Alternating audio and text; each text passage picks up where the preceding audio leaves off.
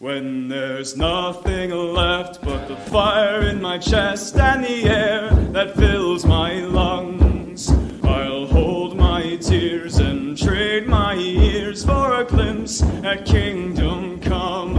On the other side of misery, there's a world we long to see. The strife we share will take us there to relief and sovereignty. Oh, by God, we'll have our home again. By God, we'll have our home. By blood or sweat, we'll get there yet. By God, we'll have our home. In our own towns, we're foreigners now. Our names are spat and cursed.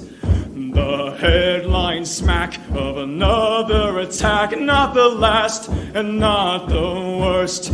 Oh, my fathers, they look down on me. I wonder what they feel to see their noble sons driven down beneath a coward's heel. Oh, my God, we'll have our home again. By God, we'll have our home. By blood or sweat, we'll get there yet. By God, we'll have our home. The road is dark, the way is lost. My eyes, they strain to see. I struggle forth to find a friend to light the way for me. Oh, brothers, can you hear my voice, or am I all alone? If there's no fire to guide my way, then I will start my own.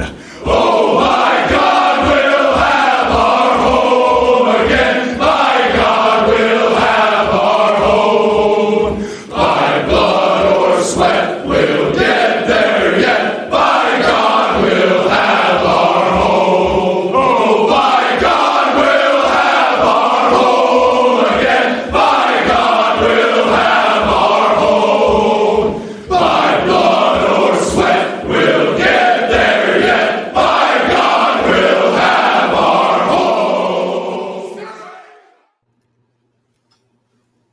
Crowder uses anti-white, yes, the word anti-white, in video titles. Elijah Schaffer uses white erasure. And we are bringing other huge content creators to health with our proximity medicine. Very exciting start to 2022. That and more about content creators and some other powerful people looking in. Articles, tips for white anti-whites who want to be anti-white during Black History Month. Bit of a tongue twister. Let's unpack that insanity. Anti-whiteism in healthcare. Increasingly, say goodbye to your doctor giving a damn about you if you're white. In other words, kiss your white ass goodbye. Going free lesson of the day, the Great White Awakening. And the MC, Equivalence, Fallacy. Brand danger and news on School of the West. Your comments and calls. And how does the moon cut his hair? Eclipse it.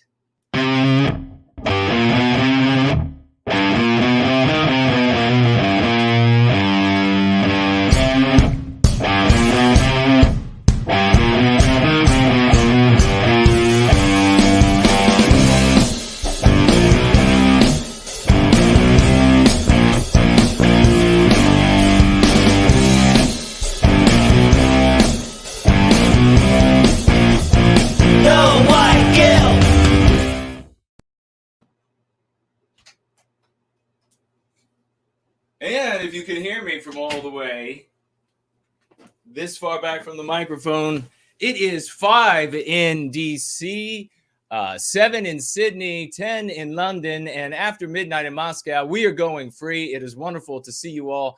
How is the mic? Is it working today? There's the great 4-0, the great Brand Danger, Rob, and there is our sweet lady, Carlisle Cockatoo, Mrs. Jess Horse, a Promethean greetings to you as well. Everything is marvelous as always. What a magnificent success we're having in 2022 already. I have a friend, a couple of friends who got COVID at the beginning of the year, and they said, what kind of a year is this going to be? I was quite ill as well, but I told them it's going to be magnificent because we're going to make it magnificent. It's great to see everybody over on Odyssey and DLive as well. A big hello to all of you going free. Great to see you there. Seems like the platforms are up and running wonderfully. William Runners over there. If you have any comments or questions over the course of this gathering, things you would like me to look into, things you would like me to talk about, things you would like me to comment on, things you would like me to stumble over and look like a fool, I can help you. You can tag me as No White Guilt, No White Guilt on any of these chats where you find that we are broadcasting, at least until the anti-whites cut our tongues out, because we are too talented, too smart, and doing too well for them to continue allowing us to be here in service to white well-being, a curative contagion the world over, changing things for individual lives, families, communities, and a people out of a deracinated race. If you would like to financially gift over the course of the gathering, I bet you think I'm reading a script or that I memorized all of this, but that's okay, because none of that is the case. If you would like to financially gift over the course of this evening, you may do so. You can do it over on Entropy at a cost of 15% to you. You can also do it over on Odyssey, over on my left, your right, at a cost of 15% to you, or on Cash App at no cost to anyone. And all of the URLs for those platforms are in the description below, or they damn well should be. And I thank my great troll slayers in the service of white well-being for stepping forward and helping out with trolls and simultaneously communicating URLs to folks who are in search of those things. You may financially gift with cryptocurrency as well. And you can do so by going over to nowhiteguilt.org, nowhiteguilt.org. Click on the financial links tab, and you will see there the currencies that we use in crypto. And you will also see the snail mail address so that you can snail mail me hate mail or love mail, whatever your prerogative. Great to see everybody here. And there's the great biospirit of the West. I will say this, let's get out more raucous emojis than you can even imagine for this true champion. He's at work in the background. He's making things happen. He's a true champion. And like many out there who are steadily working, steadily making things happen, you can't know everything that's going on in the forefront because the anti-white narrative is false. And the white people are not in control of Western civilization for the benefit of white people. No, we are hunted down by anti-whites who dominate Western civilization. The truth is out there. It used to be in a TV show that I never watched, but I know they said that at the beginning of the show. The truth is out there. And that truth is that we here in service to white well-being, white positively, are taking back our destiny. One content creator, one champion, one power broker at a time. So please, raucous amount of emojis for this champion. And let's get out there. Let's make him feel the love. And I send my great love to this great gentleman. Thank you so much. And wasn't his cute little dog Spirit? Wasn't that the name? And I hope the dog is doing magnificently. And slay the trolls. That's how it works here in service to white well-being. We have a policy: no quarter, no prisoner when it comes to trolls. This is my house. And if you want to make a mess and you want to look ugly and say ugly things, you can go do that in your house. We're busy changing the world. We take various cryptocurrencies, and I can have a look right now to see if over the past week we have any anonymous financial gifts. And I will do that. I will pull that up as I'm pulling up a few other things. And we will be rolling into this first article as we refresh. Great to see you all. As I say, the great Elaine Sabatino is here with us. The great No White Guilt Clips is with us. Thank you all for celebrating the great biospirit of the West and the wonderful work that he's doing. And let's see that even in the thread to come once we're done here today. Why don't we jump on over and we'll take care of a few matters as we get rolling. I know we had a couple issues coming. We got war coming up potentially in Ukraine. And we have this documentary that was done by the BBC, and people want me to talk about that. I don't know. We'll see. A lot of people have given their voices in interpretation of it, and my opinion is, from what I've seen at least, is quite a bit different. But I don't know. We'll talk about it. We'll see if folks want to hear more about that. Tips for white liberals. This is in the New Yorker, so you know all things are going to be wonderful here. Tips in the New Yorker. White liberals who want to be anti-racist. Now, whenever you hear anti-racist, you know, you just insert the word anti-white. This is the devil calling themselves angels. You don't fall for this, right? This is the charlatan showing up at your house claiming to be a doctor or what do they call these people that cast the demons out? They come to exorcise the demons during Black History Month. So tips for white anti-whites. A liberal is just an anti-white. That's the name of their taking. And who want to be anti-racist, so therefore anti-white, during Black History Month. And this is by a little cupcake by the name of Skylar Higley, who's probably making 4 or 5 times more money than I am because she is a little female in the age of anti-whiteism, where all things white are discriminated against, especially white males, and the lightest featured white males the most. Skylar breaks out her Crayolas and begins with this. If you are a well-meaning white anti-white, I'm not going to use the word liberal, you understand that the most vile ailment. Let's see if I can bring the microphone closer to my mouth. We'll touch metal. We'll see. I'll fix it if it goes bad right away, because you know I have to. If I get too silly, I have to hide behind the microphone, or else the scum anti-white out there, anti-whites, will love to take little screenshots and then say, look at what he was. And there's American Zarathustra. Great to see you, brother. How are you doing? Laura Taylor is here. Franklin, a true champion, a real mega hero, is with us. Let's see. De Novo is with us. Hello. Pure Aussie Gold. That's a great name. Hello to you. Truth Be Told. Welcome. Red is with us. I see that also Jilly is with us. Hello. And Archangel is with us. So is Yonash, says ahoy as always. Azimuth Clark. Wonderful to see you, brother. And slide through. Mr. Fookers, welcome to the gathering. So is Ian T.D. Wilson. Are we ready to take back our destiny, ladies and gentlemen? Let's see. Greek power lifter. So is Jack Long is with us. Wonderful to see everybody. Speed something or other. There's the great Roy Danton. And we will proceed. We'll start off the gathering right away with a $10 financial gift from, this was actually last week's and came in late. This was $10 financial gift from I Love Jesus Christ. And our sweet sister, she writes with those $10, who is this? In memory of Margaret Hensley. Thank you so much for that. Who is that? Can somebody fill me in? I should know who this is. Thank you very much. I Love Jesus Christ. And she's back this time, not late, but early, with $10 more financial gift this week. I Love Jesus Christ. Thank you so very much. And this day, she says, with those $10 for white well-being. Amen to that. This is the kind of love that reclaims our destiny.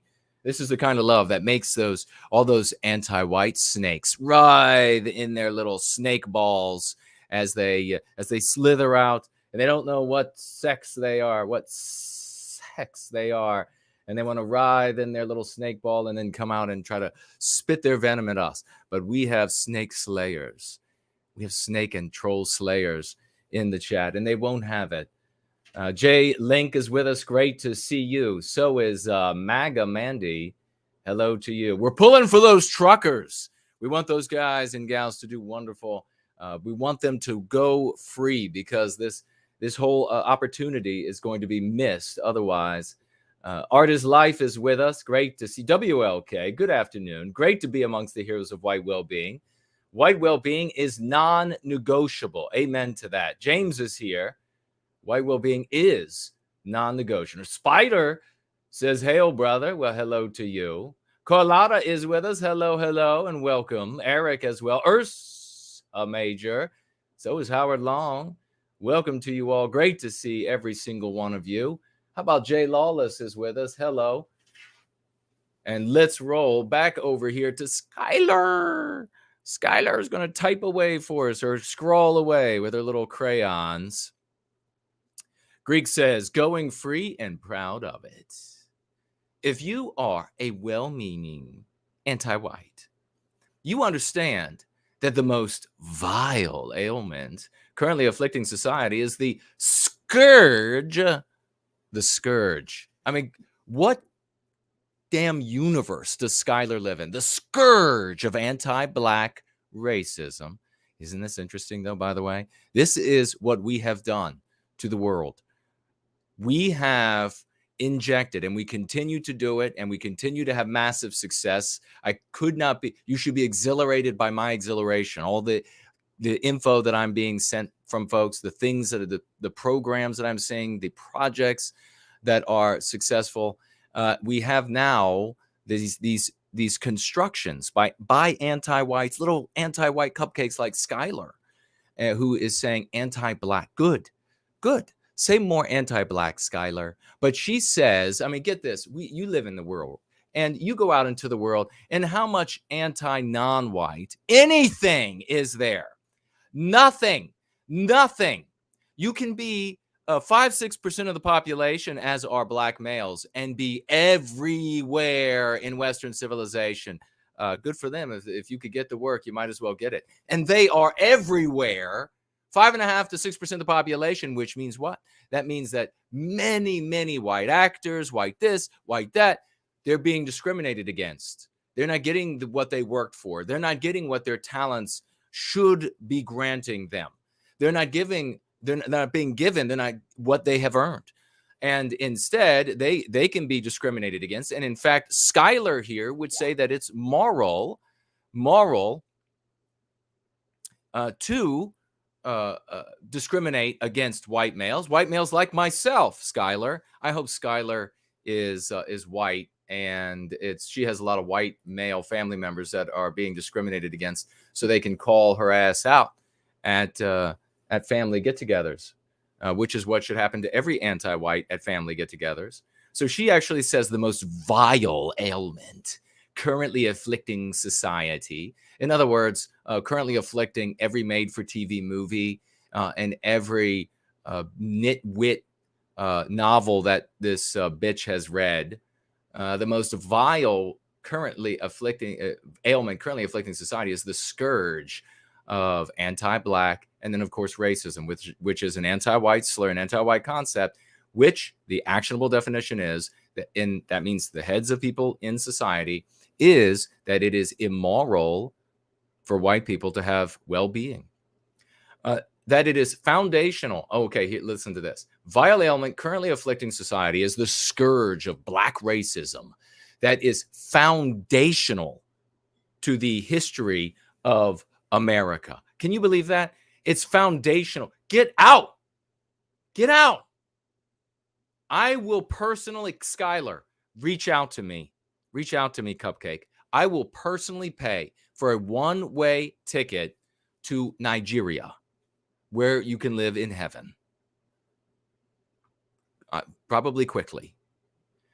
As this racism is perpetuated through institutional and systemic structures, translation, as this anti-white slur is invisible, as you can't see it in the actions of white people or the laws that are written or the codes in businesses, national and international, and as it is not written and executed in courts, as it is not written and acted upon at schools and universities, as it is invisible, you know that it is your responsibility to wield your privilege to help cure your privilege.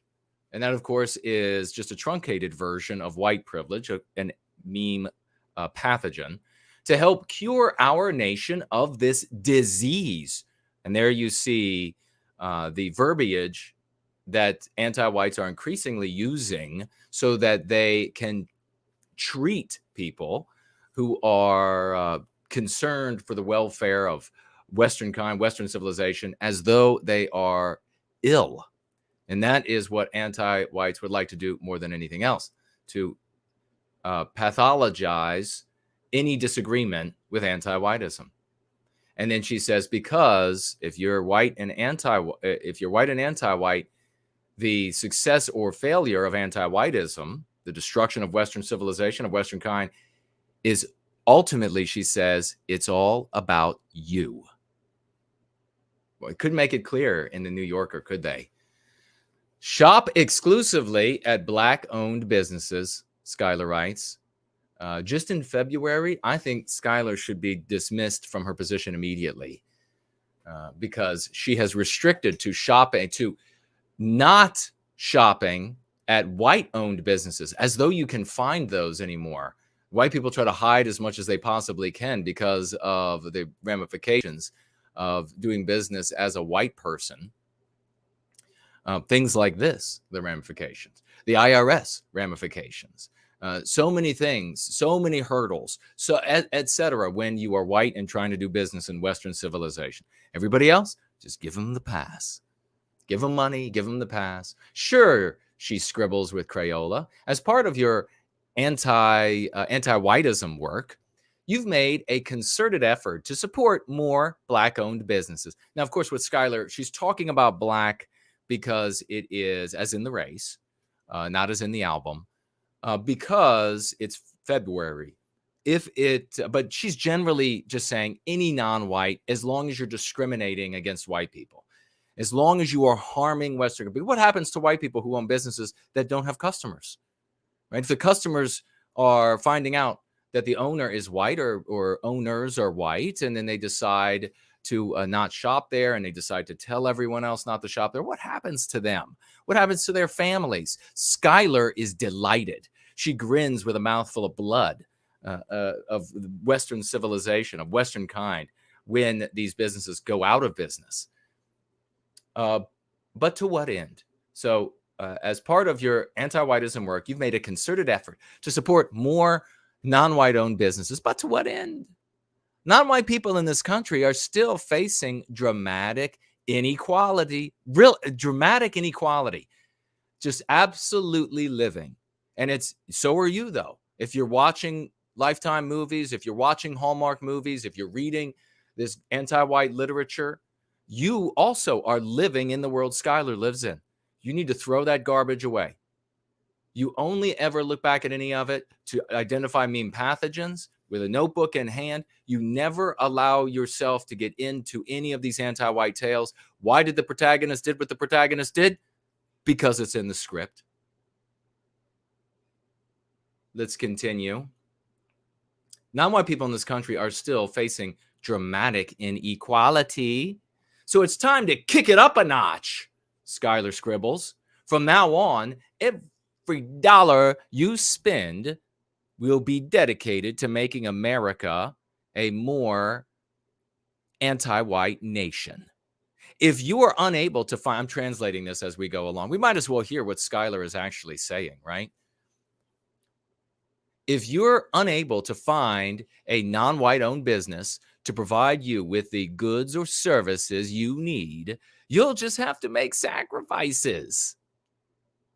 Can you believe it? As so many have before you in support of non-white liberation. I mean, this is the New Yorker. You think this would be in like some sort of communist manifesto, this kind of tripe. Can't find a non-white jeweler? Seriously, how could you not find one? How could you find a white-owned one? Guess you're not getting engaged. She actually wrote that. This is not parody. This is in the New Yorker. Can't find a black jeweler. Guess you're not getting engaged. Can't find a non-white exterminator. Whoa. What is Schuyler saying? Guess those rats are your roommates now. Can't find a non-white toothpaste manufacturer. Oh my gosh. we're really going to be able to identify. I mean, maybe this is the reason why it's so easy to identify the anti-whites. They can't find, or they not bother I guess I should say anti-white people. They can't find like a hairdresser. They can't find a dietitian. They can't find an exterminator with the bugs. They can't find a dentist that are as anti-white as they are. And that is why they are atrocious, moribund, foul-smelling beasts that wander the land, destroying all that is good and noble. Can't find a non-white exterminator? Guess the rats are your new roommate. Can't find the non-white toothpaste manufacturer? Guess your breath is going to stink. Wow, Skylar, brushing your teeth is more about just your breath. I mean, it's like this teeth thing. It's toothpaste, right? It's not breath paste, dumbass. But when you're, let's see, when you're unwed and foul-breathed, she writes here, as her teeth crumble out of her mouth, in your rat-infested home, you'll know that you did it for justice. White people, remember, folks, words like liberty, justice, freedom, very hard to actually wrap your arms around. And white people will destroy themselves for these things. I mean, you just look at the evidence she points to. So she's like, for justice. She won't be able to define it. Everything she proffers will be, here's another way to harm Western kind. That's justice throughout the ages, is harming white people. And then her evidence is invisible. Special group here, white anti-whites, a very special group. Figure out how to stop and we're getting, folks, former white anti-whites are coming to going free, and I love it. They're like, wow, the world is insane. These people actually, they do want to wipe out white people. I can't believe I denied it so long. Let's see, figure out how to stop subconsciously feeling safer when the police are around. How did Skylar get out of the institution? How did they let her out? Does she got a weekend pass? Big box on her ankle? Of course you believe in defunding. Sure. And maybe even abolishing the police. Oh boy, Skylar, straight to Nigeria. Let's go. Nicaragua. Where's your destination? My credit card is in my hand. If you didn't, why would you have attended BLM protests? Yeah, indeed. Maybe to buy drugs, which is not to say that BLM members are selling drugs, but that drug dealers are probably trying to ruin the wonderful sterling image of BLM. And so that's where these white drug addicts went. Even so, for some reason, seeing a police car roll through your neighborhood puts you at ease. Skylar, you're admitting things that you don't want people to know. Makes you feel safe in the knowledge that ultimately you are protected. This is so, that's like, we could just go on and on about how deranged this is. In these moments, remind yourself that not everyone feels this way. But yes, when you are engaged in illegal activity, when you see the police, you are afraid. You want to know when everybody feels afraid of the police? Everyone, even the most law-abiding folks, is when you're traveling down the highway and you are in excess of the speed limit, of course, maybe by 2 or 3 miles an hour, and you see suddenly a police car with that radar gun, and you think, oh no, oh no. So you feel afraid of the police when in the United States, although, you know, it's really interesting here. If Skylar were to go to like South Africa, our once beautiful country, she would be very afraid of the police, wouldn't she? Let's mail her there. Let's mail her there. First class. In these moments, remind yourself that not everyone feels this way by smacking your head and saying, no, bad. She actually wrote this. This is why it's Big Sister. These are the little girls they're putting in charge of us. And oh my God, did you see this absolute image of Western civilization today that Biden recently hired? I should pull that up. In these moments, remind yourself that not everyone feels this way by smacking your head and saying, no, bad bitch, bad white privilege. That's really what she wrote. Bad white privilege. Bad. This is how I'm sorry. This is how most, not all, but most female minds work. This is how most of them work. Do you remember? Transport yourself. Let's get into the DeLorean of time travel. Transport yourself in your life back to when you were a child. And do you remember? Maybe you were one of these kids. We all probably were at one time or another. But we saw an adult, a woman, who said, "Don't bother Joey. If he wants to be an alligator today, that's what he is. You let him just be an alligator. Don't make him feel bad about himself." You know, you have memories of that. I have memories of females as well. And then the men are like, "Kid, snap out of it." Sometimes it's like, "Kid, knock it off." But the women are like, "No, leave him be." And now what do you have? Now you have, well, if he wants to believe like he's a My Little Pony, then you can't. If you say anything against that, we will hunt you down and get you fired from your job and make foul and disgusting lies about you. And Skylar will be right at the front of the crew, all 750 pounds of her. I don't know. Ask CNN if she's actually that orbicular. Forget the N word even exists. You just said no. You are aware that this word has been, or maybe, you know what, as an anti-white, Skylar should forget that the word Nazi exists. How does that sound? That's the N word that you should forget, bitch. Because we're white, we're pissed, and we're not going to allow any more anti-whiteism, no matter what you call us. You understand that, Cupcake? You are aware that this word has been used as a harmful racial slur by those aiming to violently oppress African Americans, but has also been culturally reclaimed by Black people. Now that it is their word, we created the language, honey. We created the language. We decide what the words mean. We decide who can talk and use what words. We decide. They can use one of the languages they created, and then they can decide who gets to say what. How about that? You know that you shouldn't say it, think it, or even know it. You shouldn't even know it. The female mind. This is, ladies, feeling things is not thinking. A lot of women here get it. In general, they don't get it. They think the more you feel about something, the more right you are. It's just unreal. Find a way to wipe this word from your memory. I suggest that Skylar, since she was able to bring it up, begin with heavy doses of whiskey and methamphetamine until she has forgotten that word and anything else.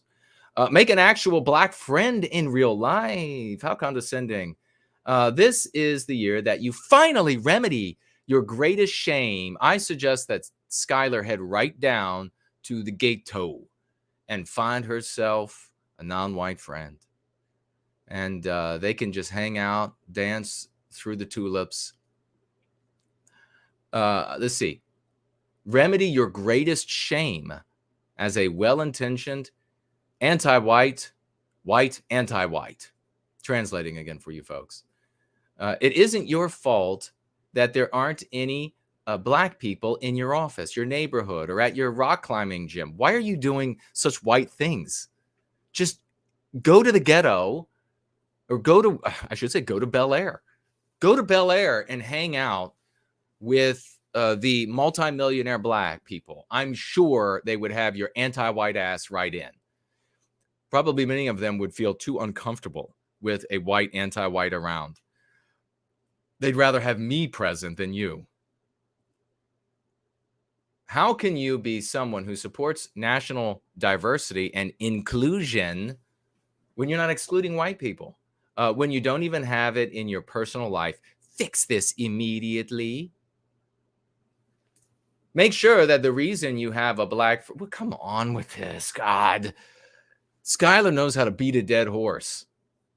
Make sure that the reason you have a black friend isn't just to say that you have a black friend. How do you do that? How do you just told them to, instead of just becoming friends with a person and the person happens to be non-white or white, whatever, you just order them to go out into the hinterland and find themselves a black friend. And then you say, make sure that the reason you have the black friend is not just to have a black friend. How do you demonstrate that? I'm not even going to read your paragraph you have here. I mean, in what kind of way? I mean, throw yourself right on your back? Is that how you demonstrate that it's not just for having a black friend? Find out, let's see, who knows who this is? Cedric, who cares? Thank black creators and artists for, quote, sharing their truth. You mean their opinion? The phrase sharing their truth always means that it's just a person's opinion. There is truth and there is falsehood. There isn't their truth or his truth or her truth. It has nothing to do with black people or white people. It's just sharing. A person sharing their truth means their opinion. And it often even means their lies. If you've ever had a conversation with anybody saying, I'm just sharing my truth. As soon as they say that, I'm going to share my truth, you know, oh, you're going to begin lying? If you see a non-white artist or engage in any way with non-white art or content, make sure to take a moment to thank said artist for sharing his or her truth. It doesn't matter what they've created, music, poetry, just open up your pocketbook. Let's see, either in person or via social media, say something to the effect of, quote, thank you. God, that would make any non-white person, I would think, even the most anti-white one, feel very just weird around you. Thank you so much for sharing your truth. Your art is beautiful jewel that enlightens us all. She actually writes that. I wish I was just kidding. This is how sick the ladies are that they put in charge. Stop misusing AAVE. I don't know what that is. You may think that you're relating to today's youth, but you are well aware that you didn't grow up saying, quote, and that's on period. Okay, so it's slang of some sort. Okay, so you can't use the slang they use.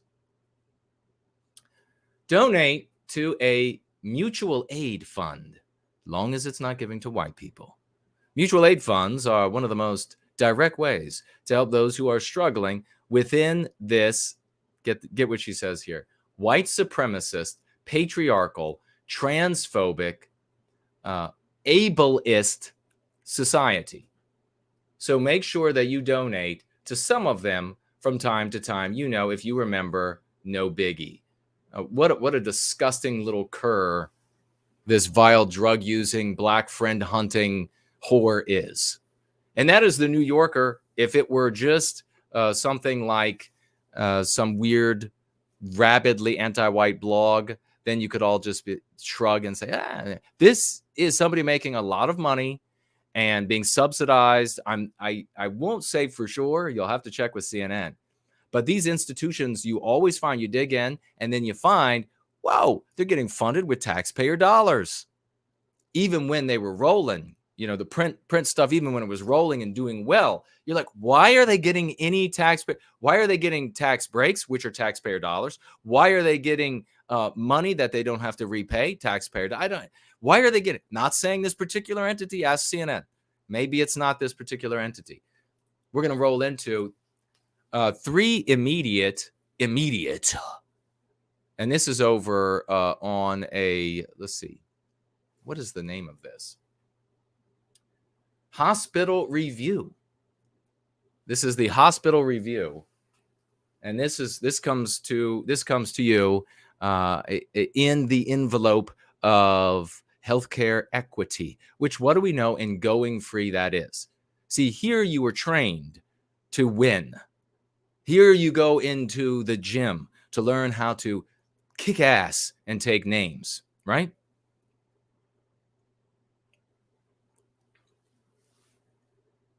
Here you come to be able to say when you leave the room, "Weni, weedy, weaky." That is what you do in the practice of Going Free. You say to somebody talking about healthcare equity, you say that it means that no white person can be healthier than the sickest non-white person. The healthiest, sickest non-white person. No white person can be healthier. And so they say, well, how do you mean? Why do you say that? That's not the case. What happened with equity in work? What happened with equity in grades? What happens with equity everywhere that anti-whites apply it? It ends up requiring them to deny, persecute the white race, to lower standards. So are we going to reach a place where white people have to be all white people have to be as sick as the sickest non-white person? Because if you are any healthier, then you have privilege. Are we going to end up in a place where everybody has to be sick? I was talking with our dear Carlisle, and she was mentioning and we thank her for the articles today.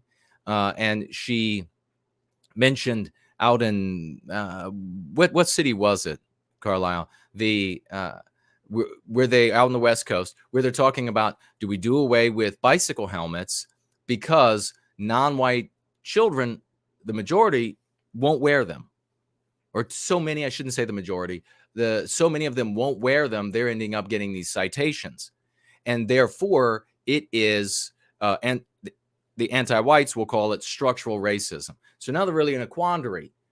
If they allow the non-white children to not wear bicycle helmets, but force the white children to wear bicycle helmets, white people are at a place where they will accept that.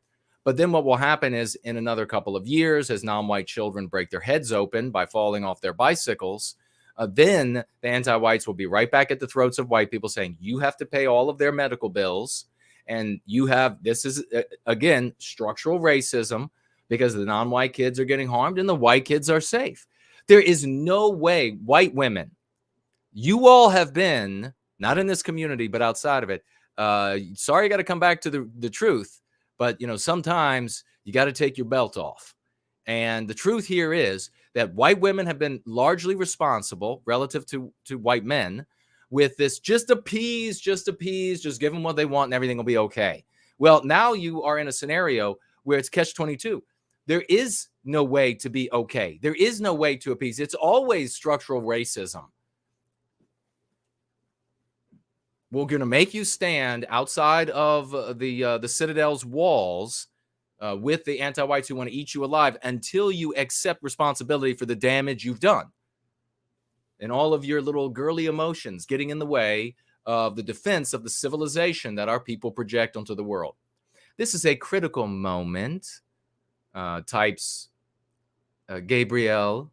This is a critical moment for healthcare leaders to publicly reaffirm support for anti-racism, so anti-whiteism in medicine. I mean, can you believe this is a legitimate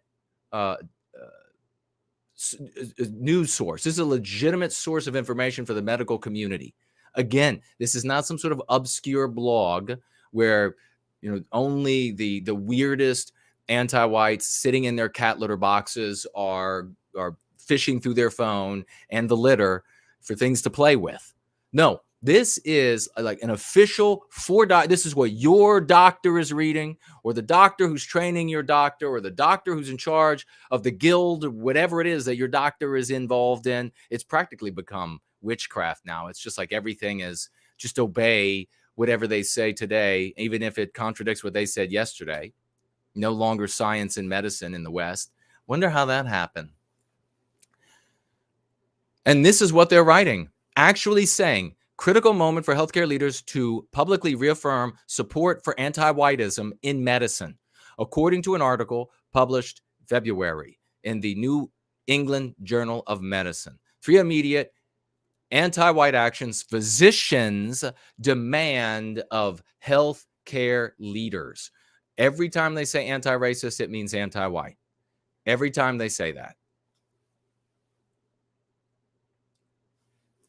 The article is pinned by David Ansel, MD, Senior Vice President for Community Health Equity at Chicago-based Rush University Medical Center and professor at Rush Medical College. Brittany James, MD, physician and co-founder of nonprofit, the Institute for Antiwhitism in Medicine, an advocacy group, the Coalition to Advance Antiwhitism in Medicine. Do you see how clear this becomes when you just insert the actual words for what they are talking about? Then you see that this has all been magic. Words are magic because they control the mind. So they restrict the mind, they empower the mind. Words are magic. The West was beaten by words. The West was beaten by words. How did they get people out into the streets? After defeating them with words. Do you think that what happened in the West and the overturning of all that we have done took place in the 1960s? If you do, that's juvenile. It's okay. You can learn, you can grow, and you can be better than you are. Didn't take place in the 60s. That was long after our defeat. Long after our defeat. And Fernando Di Maio, PhD Director of Health Equity Research and Data Use at the American Medical Association Center for Health Equity. All official institutions that your family doctor would do a little jig to if they said to. If they said jump, your doctor would say how high. In 2020, as racial gaps in COVID-19 mortality and murders of Black people gained racial gaps in COVID-19 mortality and murders of Black people gain national attention. So I guess they're just wedding them because they murders of Black people. You mean by other non-white people? Because the interracial crime from white on Black is statistically, I'll just check with CNN. But here they're going to be blamed. When they talk about COVID, racial gaps, couldn't be because people are maybe not taking as good care of themselves. Couldn't be about decisions that are made, that they have agency in making decisions. Couldn't be any of these things. Couldn't be genetic differences. Couldn't be that. No, it's just always. And these people are educated for over a decade to become this dumb. That is how long they train to be this dumb. Racial gaps in COVID and mortality and evil. That's really what they are at their just black souls. Black souls. And there's nothing to do with Black people because none of their skin is actually black. This is talking about black souls that people have. White people have them. All non-white people have them as well. Okay, Black people gain national attention. More than 200 healthcare organizations are anti-white is all hell. Declared, and here is that anti-white slur we don't use, racism, a public health crisis. So this is setting the stage for pathologizing and criminalizing and your beliefs, your opinions, if you care about the well-being of white people. If you don't want to see Western civilization white erased and become something completely different. And it is in many places across the West, it is something different. You really know the differences in the biospirits of the human animal when you go and you visit places. And you see, well, you have, this is what white people are making, and then this is what somebody else is making. You really see the difference. Now, healthcare leaders need to reiterate that message, to put it in organizational action, wrote the authors wrote. So it was Seattle, by the way, that the city where they were talking about the bike helmets. So not enough to talk about it. And this is the thing we've talked about for a long time as we have 6.5 minutes left at the top of the hour. Not enough for the anti-whites to talk about it. They are demanding from their over decade educated, evil, and dumbass physicians, all the way down to people as nasty as Skylar. They are demanding action. They want blood. They want the blood of white people. They want white people to suffer, white businesses to go out of business, white sick people to have to wait in long lines so that all non-whites with any sort of ailment can be treated before the white people. Has nothing to do with the non-white people as a genuine concern for their well-being. It has everything to do with using them to victimize white people. And that's what non-white people really need to understand. I mean, you want to be a non-white person and you want to say, well, I'm going to ride high on this, live high on the hog with this scenario. Well, it's not going to last forever. It's immoral, for one thing, and shame on you. You should be standing up and saying this isn't right. Shame on you. But it's also not going to last forever. And maybe you're one of those kind of people who want to leave the world better than you found it. And white erasing an entire group of people, the white race, from the civilization that they create is immoral as all hell. And it will leave your descendants in a world that they would rather have never been born to. They want action. 2 physicians from Boston-based Brigham, let's see, this is Bram Wispeley, MD, and Michelle Morse, published an, quote, an anti-racist agenda for medicine, close quote. So an anti-white agenda for medicine. Could you imagine, they would imagine a physician in an organization, one of these leading organizations for doctors in medicine, etc., penning an article about being anti any other group of mankind and say anti-Jewish agenda for medicine. Could you imagine that? They would be fired before the final period was placed in that article. They would already be fired. They would lose everything. Their friends would absolutely ostracize them. They would then have crowds around their homes chanting with pitchforks in hand and torches, of course. That's what would happen. But in today's West, you can talk like this and you get to keep your 6-figure salary. You get to keep all of the perquisites, all of the if there's fame, you get to keep the fame. You get to keep it all. And in fact, you gain more. And at the same time, they push out more and more literature and movies and etc. that say the exact opposite is taking place in the world. Nuts.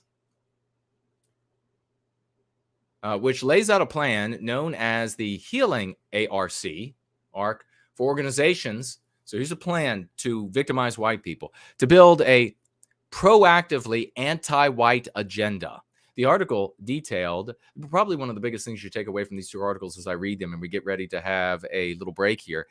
One of the biggest things you should take away is that if you just translate what the anti-white is saying in any article, you get the stark truth of it. And then you really get to see what's going on in the world. And that's one of the exercises we teach in the practice of Go Free. The article detailed the historical failure, get this, of colorblind solutions. So at some point in the past, as these anti-whites were attacking and attacking and attacking, and the white men said, this is crazy, we're going to have to do something. Not all of them, of course. There were a lot of anti-white white men as well. But a lot of white guys were saying, no, we're going to have to do something about this. This is getting serious. Their wives, not all of them, most of them, said, no, let's just agree to a colorblind solution. That makes perfect sense. And this is what you hear from Republicans all the time. They're colorblind when really they're just brain blind and brain dead. So the colorblind solutions of the past have not been enough to victimize Western kind, and white people keep finding a way out of these solutions.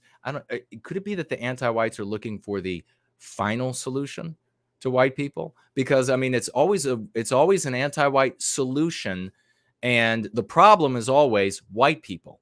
So if you just, it's like algebra, folks. You just move this and then you suddenly see what they're talking about.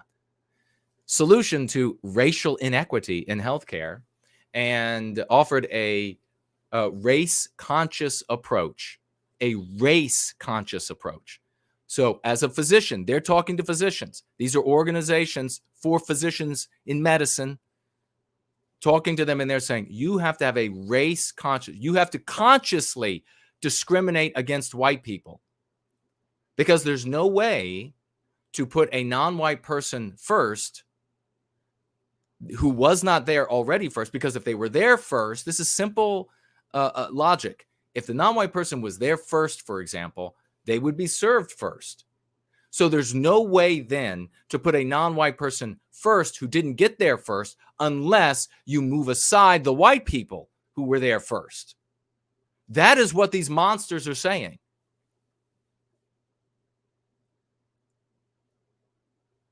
Let's see, they go on here. Black people, American Indians, Alaska Natives. Remember, whenever anti-whites do this, they'll name a couple non-white races. They're talking about all non-whites every single time anything is implemented, where they've talked about one, or they've talked about 2 or 5, whatever it is, groups. It then is extended automatically to all non-white people in order to harm white people every single time. Are more likely than white people, you see, to die early in life from conditions that are treatable with timely access to high-quality care. They're more likely to die in life from conditions that are treatable with timely access. So I want to see the structures that are preventing them from being treated. I don't want to see anything invisible. I don't want you to tell me that it's in the ether. I want to see the white people that are saying, these non-white people are not allowed to have health care. I want to see that happening. I want you to show me exactly that. But they can't, of course. For the purpose, by the way, also, for the purpose, but not incidentally, I want to see it for the motive that you're giving, anti-white, that it's to harm non-white people in order to somehow benefit white people. That's what I want to see. But they can't do that. So that's why they become crazed and sit in their cat litter box. A large body of literature demonstrates that these gaps reflect racism rather than genetic or biological differences. How dare you even talk about genetic or biological differences?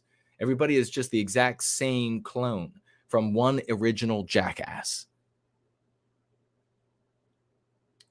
The 4 authors wrote, noting that even analysis that control for socioeconomic status find that Black Americans have worse health outcomes than their white counterparts. Again, that's taking agency away from Black Americans.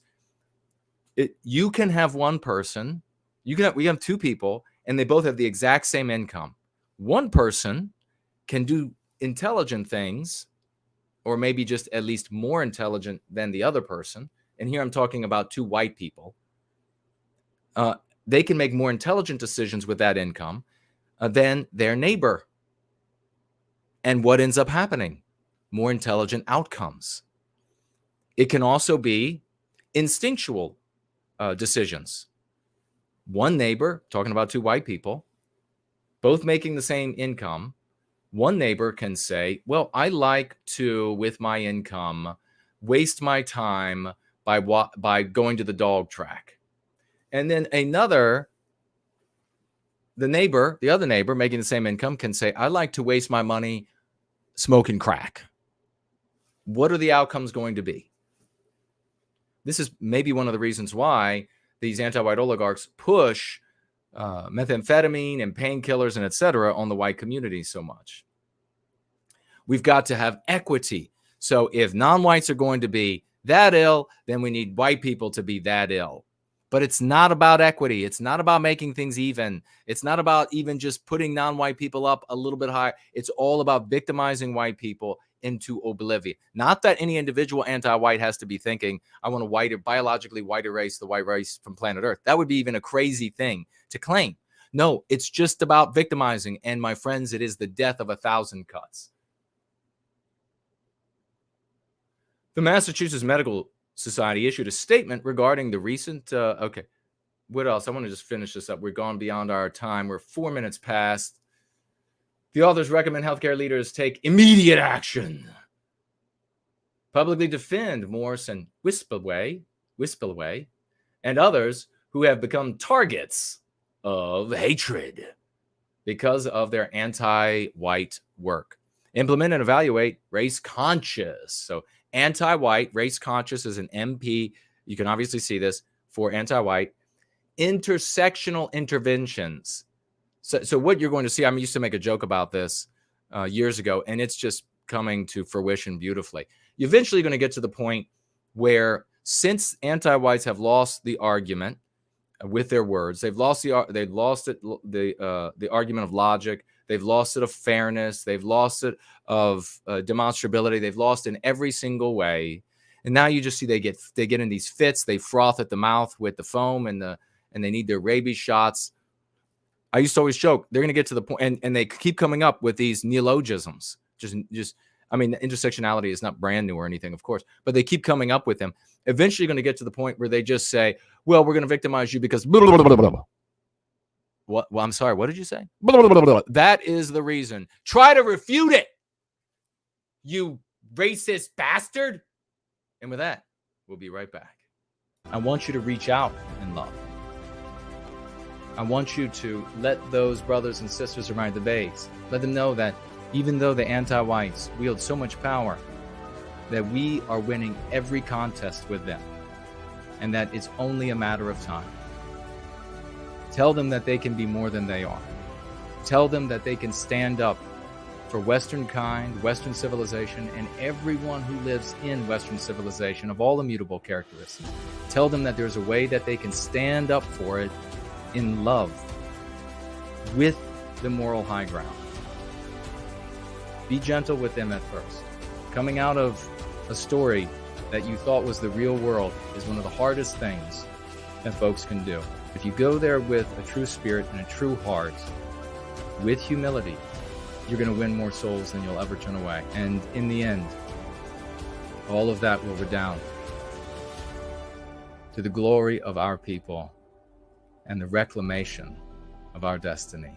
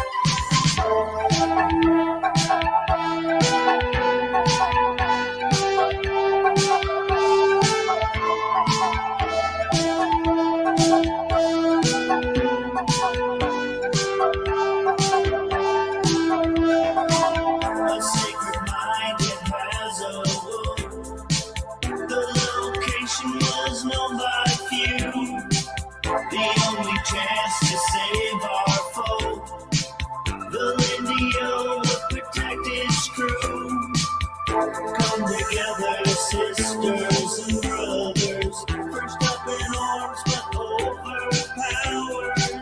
Remaining few, there are no others. Forced to flee, but we're no cowards. We are one.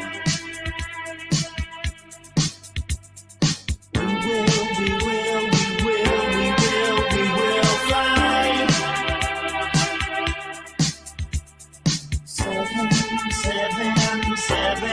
7 seas.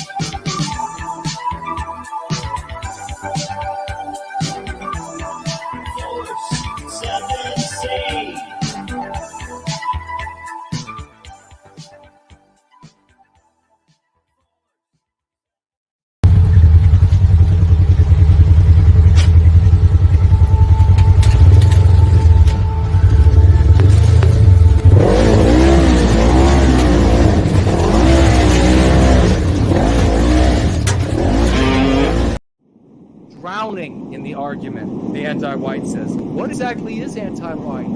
You have got to be animated with the righteous passion of reclaiming our destiny. We are the heroes of this era.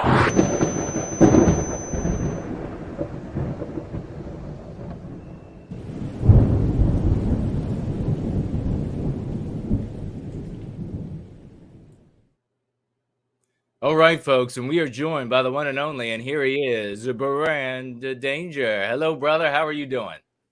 Hello, everybody. I'm doing well. Do I sound okay? Perfect sound. Okay. Perfect. We just had Brant on yesterday, and briefly for the TAP birthday anniversary. It was wonderful. 4 years. You all need to start watching it. And we wanted to have him back to talk about how great School of the West is going, a little bit of a report. And that's what we're going to get right now from this champion in service to white well-being. What's going on, brother? Okay, well, anyone that watched the beginning of the TAP anniversary yesterday, this is going to seem like maybe a bit of a repeat. I recently put out on my Gap channel a little bit of an update on what's going on with the school.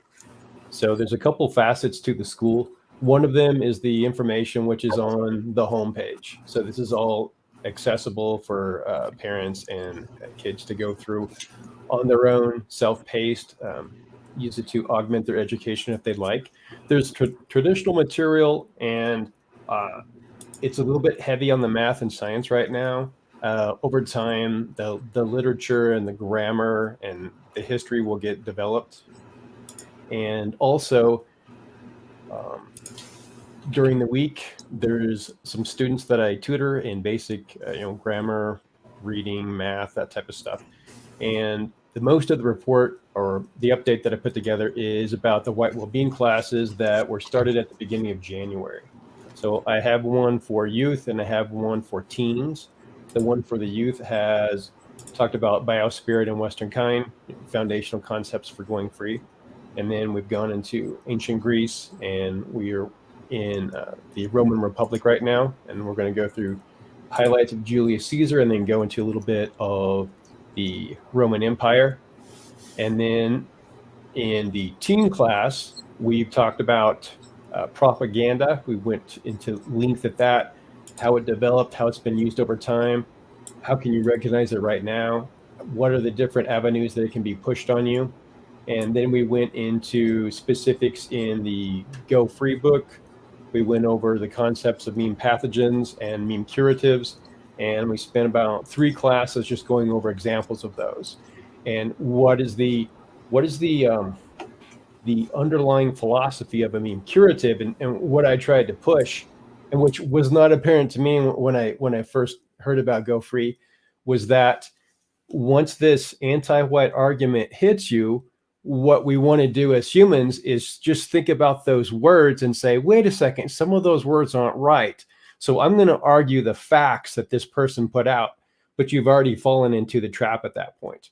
Because the important part is not the words, it's the intention behind the words that the person is using. It's just a way to harm you. It's a way to trap you and harm you and try to set up this psychological argument where you can't work your way out of it, because you're already on a tilted playing field if you fall into this trap. Everything is set up against you. So the meme curatives just cut right through that. You don't engage with them on that. You just counterattack. You understand what they're doing, and you hit them. So we spent a lot of time on that in the teen class. And what I'm going to be doing in both the teen and the youth class is going into a little bit of earth science, which might sound a little bit weird, but it's to set up the foundation so people can understand some anthropology, so they can understand migration patterns and some information that I'm going to talk about with the Salutrian hypothesis, and then the other finds that we have in the United States that we don't get to hear about because that information is suppressed. Let me just unmute there.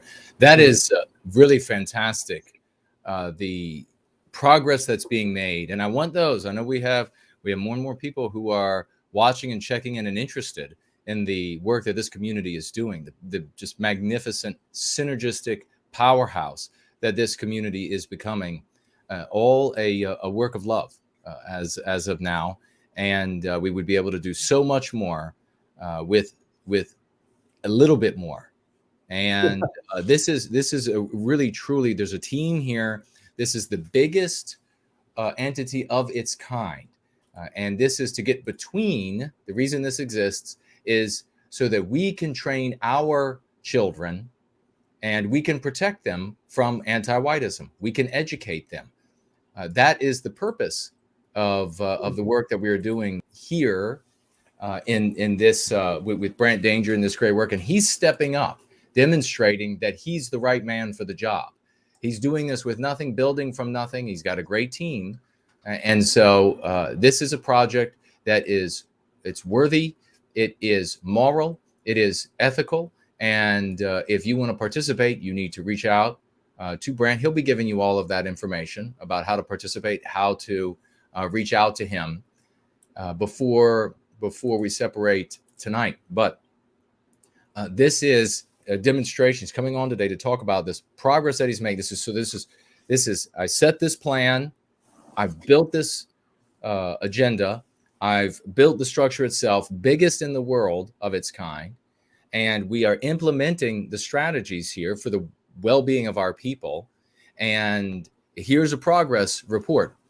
So these are things that are actually happening, successes that are being made, and the white children who are availing themselves, or I guess the parents who avail themselves of the education for their children, the children are going to come away from this far more resilient, or resilient at all, to anti-whiteism and the hating of themselves, and not only that, but an understanding of the world and a learning of subject matter that you would think absolutely there shouldn't be any talk about one race bad, other races good, or anything like that. That's happening out everywhere else. Your private schools where you're paying massive sums of money to, your public schools where your kids are learning how to cuss. I mean, all of these other kind of things. You send them out into the world, and even the homeschooling courses. You have a lot of people out there who are homeschooling, and more people, and we love. That's what we want people doing if they can. If you can't, then you need to be inoculating your children against anti-whiteism, because they're going to be getting it in the schools bad. The private schools that are religiously based are some of the worst. The ones that you think will be the most the safest are some of the worst the parents send me. And then quizzing your children if they're out in these other entities, if you're not educating them, quizzing them to find out what did they learn, and making sure, because parents are stunned.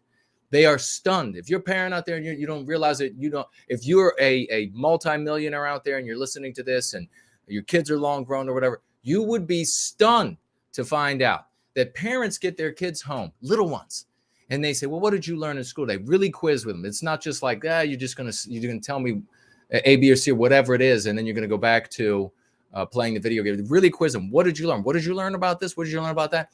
And then they have the little ones turn to them and say, effectively, and not in the exact same words, but effectively, well, we learned to hate white people today.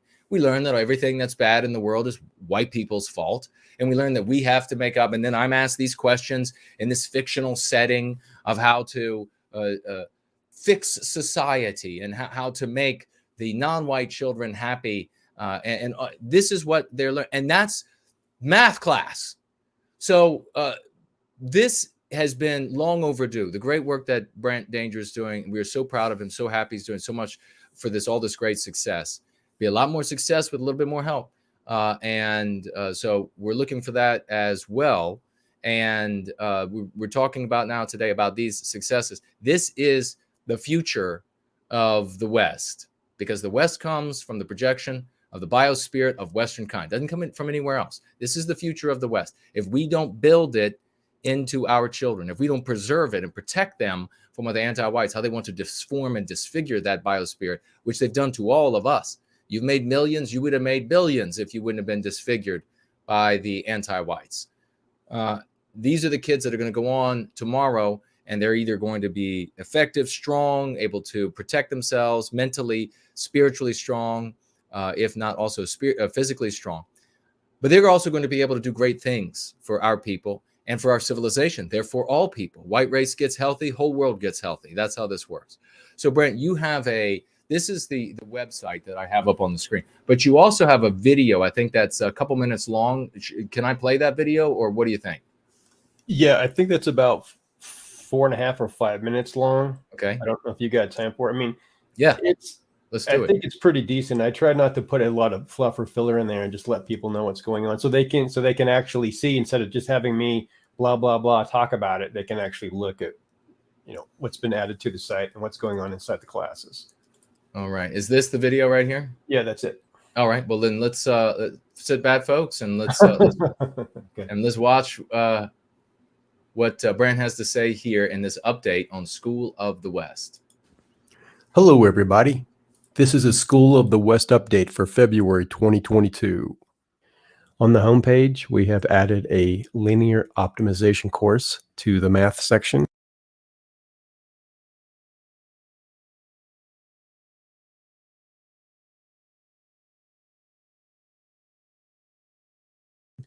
And we've added a materials science course to the science section.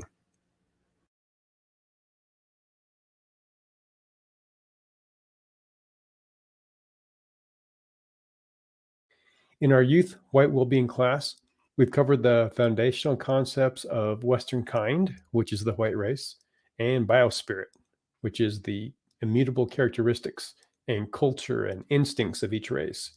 We moved on to studying the ancient Greek city-states, which includes the types of government, their basic organization, and we specifically looked at the development of the phalanx and the trireme in order to understand land and sea battles in the Greco-Persian Wars.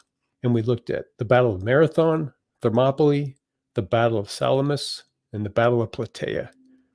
We've also had in our project making a hoplite shield.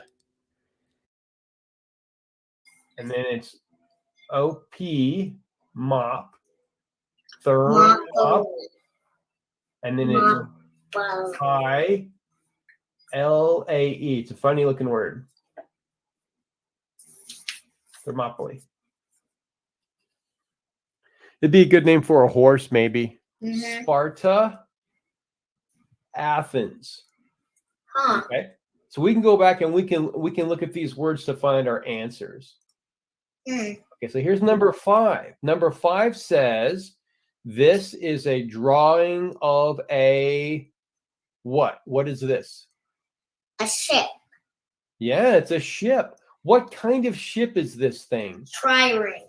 Yeah, trireme. So trireme is right there. In the teen white well-being class, we have covered how propaganda has been used over the decades, how it is used in modern times, and how to recognize it when it is being pushed on you. We've covered the term hate hoax and why anti-whites perpetuate them. We have learned what the anti-white narrative is and the actors that contribute to the creation of the anti-white narrative. We've learned the concept of meme pathogen, which is the term given to the ingrained, socially accepted attacks by anti-whites, which produce psychological and ultimately physical harm to Western kind. Along with studying these anti-white attacks, we are learning the effective counter to those, known as meme curatives. A meme curative is not a weak defense, argued from within the anti-white narrative. Rather, a meme curative is a pure counterattack that psychologically cuts to the heart of the matter, which is that the anti-white is trying to harm you. And the argument that they come up with is just a pretext. It's just an excuse to attack you. Why should the white race exist? Why should a non-white race exist? Only a genocidal anti-white would ask that question. It's the intention of the anti-white that is getting addressed, not what their words are. So now I put this in, it's the all-purpose meme curative if someone can't think of something. If you're going to arrive at an anti-white conclusion, I don't care what your argument is. If it's an anti-white conclusion, I reject it as anti-white, and I want to know why you are anti-white. And also the understanding of it's about words, because once we learn to speak, we start thinking in words after that point. We can still have reactions and instincts, but when we think, when we have memories about things, when we're talking to ourselves, when we communicate with someone else, we have to use words. So we're tied to our words. So if you're controlling people's words, to a certain extent, you're controlling how they're going to think. And that's where political correctness comes into play as well. It's like a tyranny over your thoughts. You're not allowed to have these certain thoughts because you're not allowed to use these certain words. I think it's a matter of how much desolation people will tolerate before they admit that anti-whiteism is wrong. You mean like how comfortable are they now, and how uncomfortable do they have to get before they recognize it or speak up? Yeah. Yeah, I agree with that too. Yeah. And they do a good job, I think, too, of picking us off one at a time, right?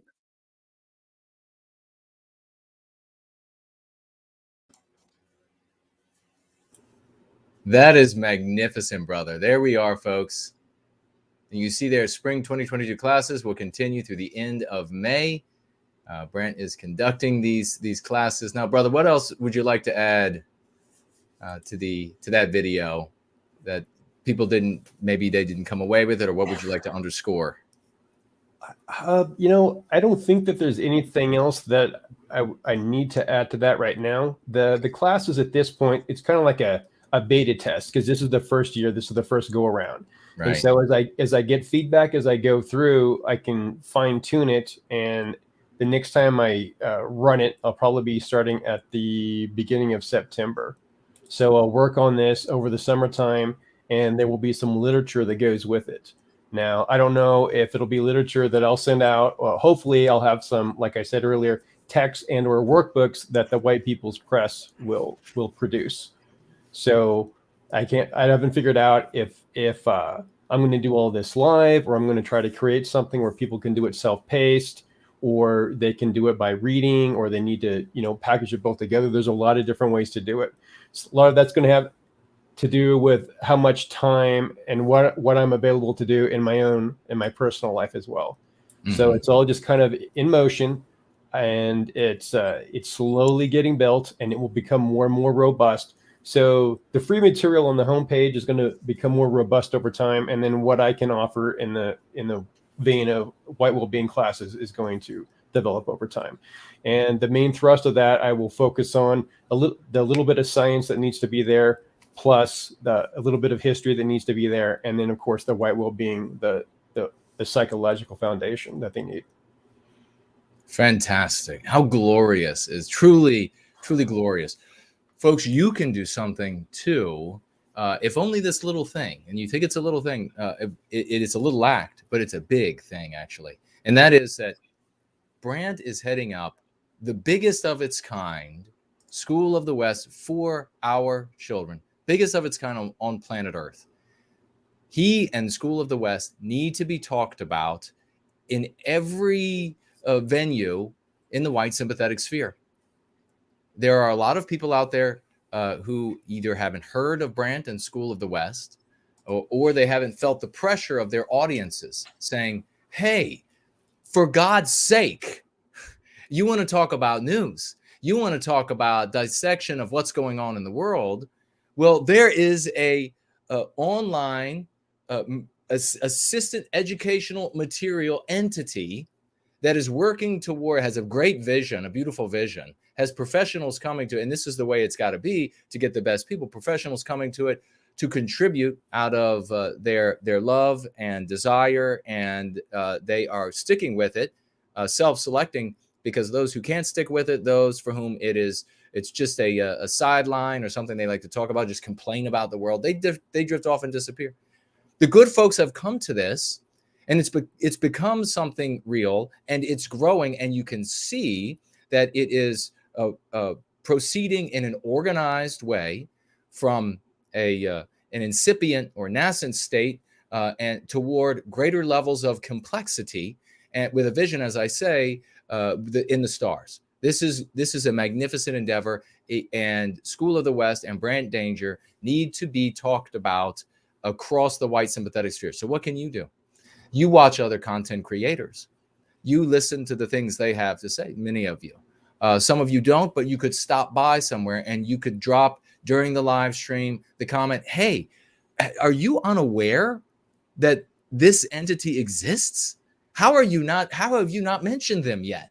For God's sakes, let's see an interview. Let's see a couple interviews from this guy. Be polite. And now don't bother going to some white negative sort of environment, because obviously Brandt doesn't want to have anything to do with that kind of thinking. But there are many places. There are surely there are even conservative minded folks, content creators, and I'm sure even if they had maybe you could just refer to it as like a mild sized audience or something of this nature, nothing tremendously big, the kind of person that you think, if you go out there, hey, this person might be interested, they might be willing to hear, drop that person a message, and you might end up seeing Brandt there, and then who knows what happens from there. They end up, somebody in the audience, they see this, they get really excited, and they happen to own 6 or 7 houses, or even better than this, you have somebody who sees it and their little boy or their little girl has learned to hate themselves by 5th grade. And now this person, this parent, has a venue to go to where there's going to be another adult, a professional, who's going to contradict what these anti-white curs are saying in your child's life and are in the process of ruining them. You might end up saving a child's life. That is what's on the line. So, brother, any other thoughts you want to share, final thoughts, and give folks the contact info where they can find you? And of course, Brandt's going to be in the live chat, folks. So if you have questions for him for whatever amount of time, or if you have questions for him, you can also reach out to him there. But please, brother, go ahead. Yeah, I'm glad that you mentioned, asking people for interviews or talking about the school, because we all have some different talents, and then we have some big gaps in our talent, or some of us do. And I'm not naturally a promoter or a salesman or anything like that, and I don't have all those contacts. I just know how to set up, education at a certain level. And I guess that I have a certain naivete. Maybe I'm a little, got some Asperger's here, but it is strange. And I'm just sort of like thinking out loud that from a lot of what I see from people that are white sympathetic in the white well-being sphere, people that are supposed to be on our side, content creators, people that have platforms, it looks like what they're saying that what they want is what the School of the West could provide. And the School of the West isn't something that's all, oh, this is exciting and sexy and it's all sensational and it's happening right now. It's setting up a foundation for kids for the future. You have to be able to look out into the future. And so I realize that, of course, because I know what it's about, but it just seems like it just goes right past people's heads. I don't get it. I don't know what they're thinking. I don't know what they're doing. But it'll still get there eventually. But if people if people can talk about it, if they can put that out in front of other people and explain, look, you say that you want this. Well, here's something that's trying to do that. It's doing it's real. It's not make believe. So do you want to match this up or not? And look, I'm not making any money off of this. This has cost me thousands of dollars to take the time to do this. I don't think that any of us are making money. None of us are making money off of this. We're doing this for our kids. Okay. Yep. That's why we're doing it. So anyway, that's my speech. Well said. And what you just said needed to be said. Where can folks contact you? Contact at schoolofthewest.world, and I'm also on Gab. I'll put that in the chat. Great. For you guys. God bless you, brother. Thank you so much for what you're doing. And anytime you want to come on and talk about the work you're doing or any troubles you're having or where you might need help, you are here, and I will interrupt everything to have you on. I appreciate that. Thank you very much. All right, brother. Bye-bye.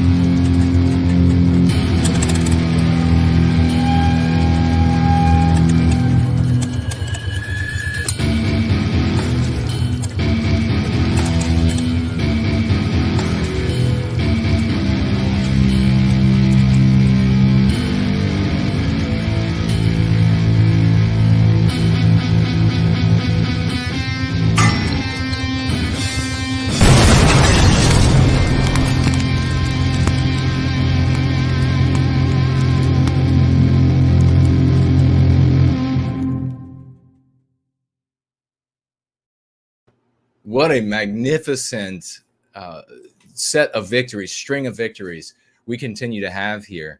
And it is frustrating. I think if you have been an entrepreneur out there, maybe you are one now, try to imagine an environment not only where you're trying to make your business work, where you're trying to have something that's a success, and at the same time, you have this very bizarre headwind. All of the people out there want ice cream, and you try to, I got an ice cream parlor. And they're like, nah, what if we had ice cream? It's the strangest thing. And that's what we do here. I set out, and maybe it's safe to say that in the white sympathetic sphere, maybe it's only a couple percentage points of people who actually want to achieve the objectives that are articulated. And the rest want to play. The rest want to, and it's not necessarily to slight them, because maybe it's not in them to create. So they can feel the urge to want something better, but they don't have the creativity. They don't have the tenacity. They don't have the endurance. They don't have the ingenuity. They don't have the patience. They don't have, etc., the thick skin. But where it's very frustrating is when these people are saying, we want X, and then when somebody starts doing X in a wonderful way, spectacular way, a proof of concept kind of way, if they're still not interested, then there's something really wrong there. These people, I don't get it. They're broken. They are immature. You have a lot of this like audience hogging, where you'll see people, and especially, content creators in the white sympathetic sphere, they start living off of donations, and that's it. You're not going to get anything accurate from them again. And you're not going to actually anything, because they're always going to be playing to the crowd. And we see what the crowd is like heroin addicts. The crowd doesn't want to get clean. The crowd are a bunch of heroin addicts. And so it's a challenge to try to help people get clean. when they don't want to get clean. I mean, know what clean is. I mean, at least with a heroin addict, they knew what it was like before becoming a heroin addict. People don't know what it's like to not live in the anti-white narrative. That's where they were born. So you have to, it's really, it's not a joke to say that in the future, like sagas will be written about those of us who were able to step out of the pages of the anti-white narrative in the beginning. It will be the equivalent of walking on water, because it is what everybody was born to. And we are going to do some education in just a moment from Go Free Second Edition Iteration 2, right after I take a look at some of your comments, financial gifts. Let's get a big raucous round of emojis, folks, please. Big raucous round of emojis going for Dude Bro Moment, who just financially gifted 50 US dollars. Man, God bless you, brother. You have really been a great gem since you have shown up. Thank you so much for caring so much about our people. He writes with those $50, can't participate in the chat tonight, but I'm listening. Kip indeed. Thank you so much. Keep it Promethean. I appreciate it, brother. We have Sakis with $5 financial gift. Thank you so very much. Writes, financial gift in the name of Ezra Levant and his anti-white controlled opposition media rag Rebel News. They are trying to make the convoy about class warfare, as opposed to honestly reporting on how it is an anti-white government crackdown. That's you are absolutely right, Sagas. And of course, we have an anti-white in this Ezra Levant, and everything conservative. And please, I'm talking to you conservatives out there. I'm talking to you, consider yourself conservative, constitutionalist, patriots, Republicans, voters, etc., libertarians. You all are led by the content creators and the politicians in these different spheres into perdition every time, every single time. You have been led into perdition for your whole life, your parents' whole lives, your grandparents' whole lives. How much more proof do you need that those folks are not the way to go? Now, in the past, you said, what other game is there in town? There wasn't any other game, but now there is.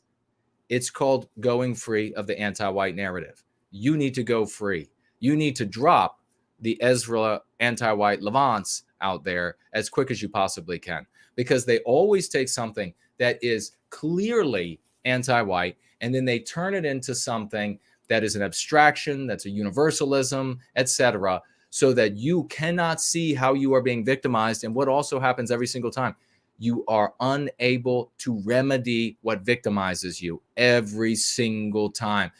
People, this happens so often that people have come to believe that all of conservatism, all of these so-called conservative representing political entities are controlled opposition. But they don't need to be controlled opposition. They're just anti-whites as well. And they just want to keep the victimization going. They just want it to look a little differently. Anti-whites argue amongst themselves about how best to victimize Western kind, white erasure, Western civilization all the time. So what a surprise that here you have class warfare has nothing to do with it. Nothing whatsoever. And I will debate anybody from Ezra anti-white Levant's rag on that issue. And I will debate Ezra himself on that and demonstrate how it is totally anti-white and how everyone taking up this argument are either being paid and getting rich from taking up the argument, or they're getting emotional satisfaction out of steering this white population who is getting angry about the victimization, the destruction of our civilization, steering them down another dead-end alley. Thank you for that, Sagas. Hey, a big round of raucous emojis for Yiz, the unifier, who's with us. Hello, sister. $25 financial gift. Thank you so very much. Big raucous emojis. Tremendous success, she writes, at the function. All of our gods were with me this weekend. Now, you know, she was out. She went out and Force of Nature, yes, the unifier, went to an event where people are from a bunch of different groups were going to be showing up. And she went there with the gospel of going free and how it is reclaiming our destiny for individuals, for families, for communities, for countries, people out of a deracinated race. And she says here, tremendous success. Really raucous emojis for this lady.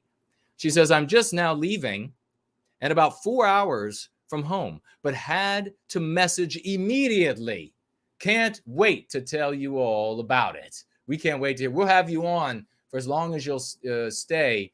Maybe, I guess you won't be home in time, and that'll be running a little bit late for today's gathering, but the next or whenever you can. By far, she says, the greatest thing I have ever done for white well-being. Exclamation point. That's really saying something, because she has done some amazing things for white well-being. A true champion. She goes on, I will email you details later and hope to share on stream with you soon. Absolutely. The red carpet is already rolled out. Thank you so much for your service to white well-being.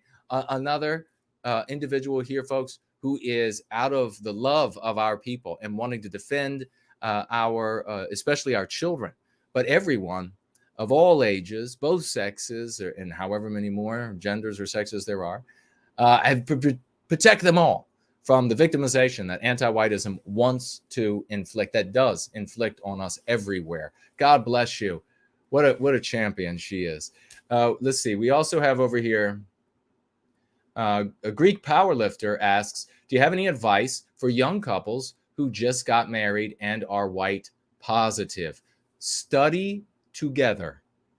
The white couple that studies going free together will grow powerful and will create beautiful and powerful, puissant white families. So that union, use that union to educate each other, to tap in to your physical, mental, spiritual potentials. By going free of those MPs, you'll fall deeper in love than you could ever imagine.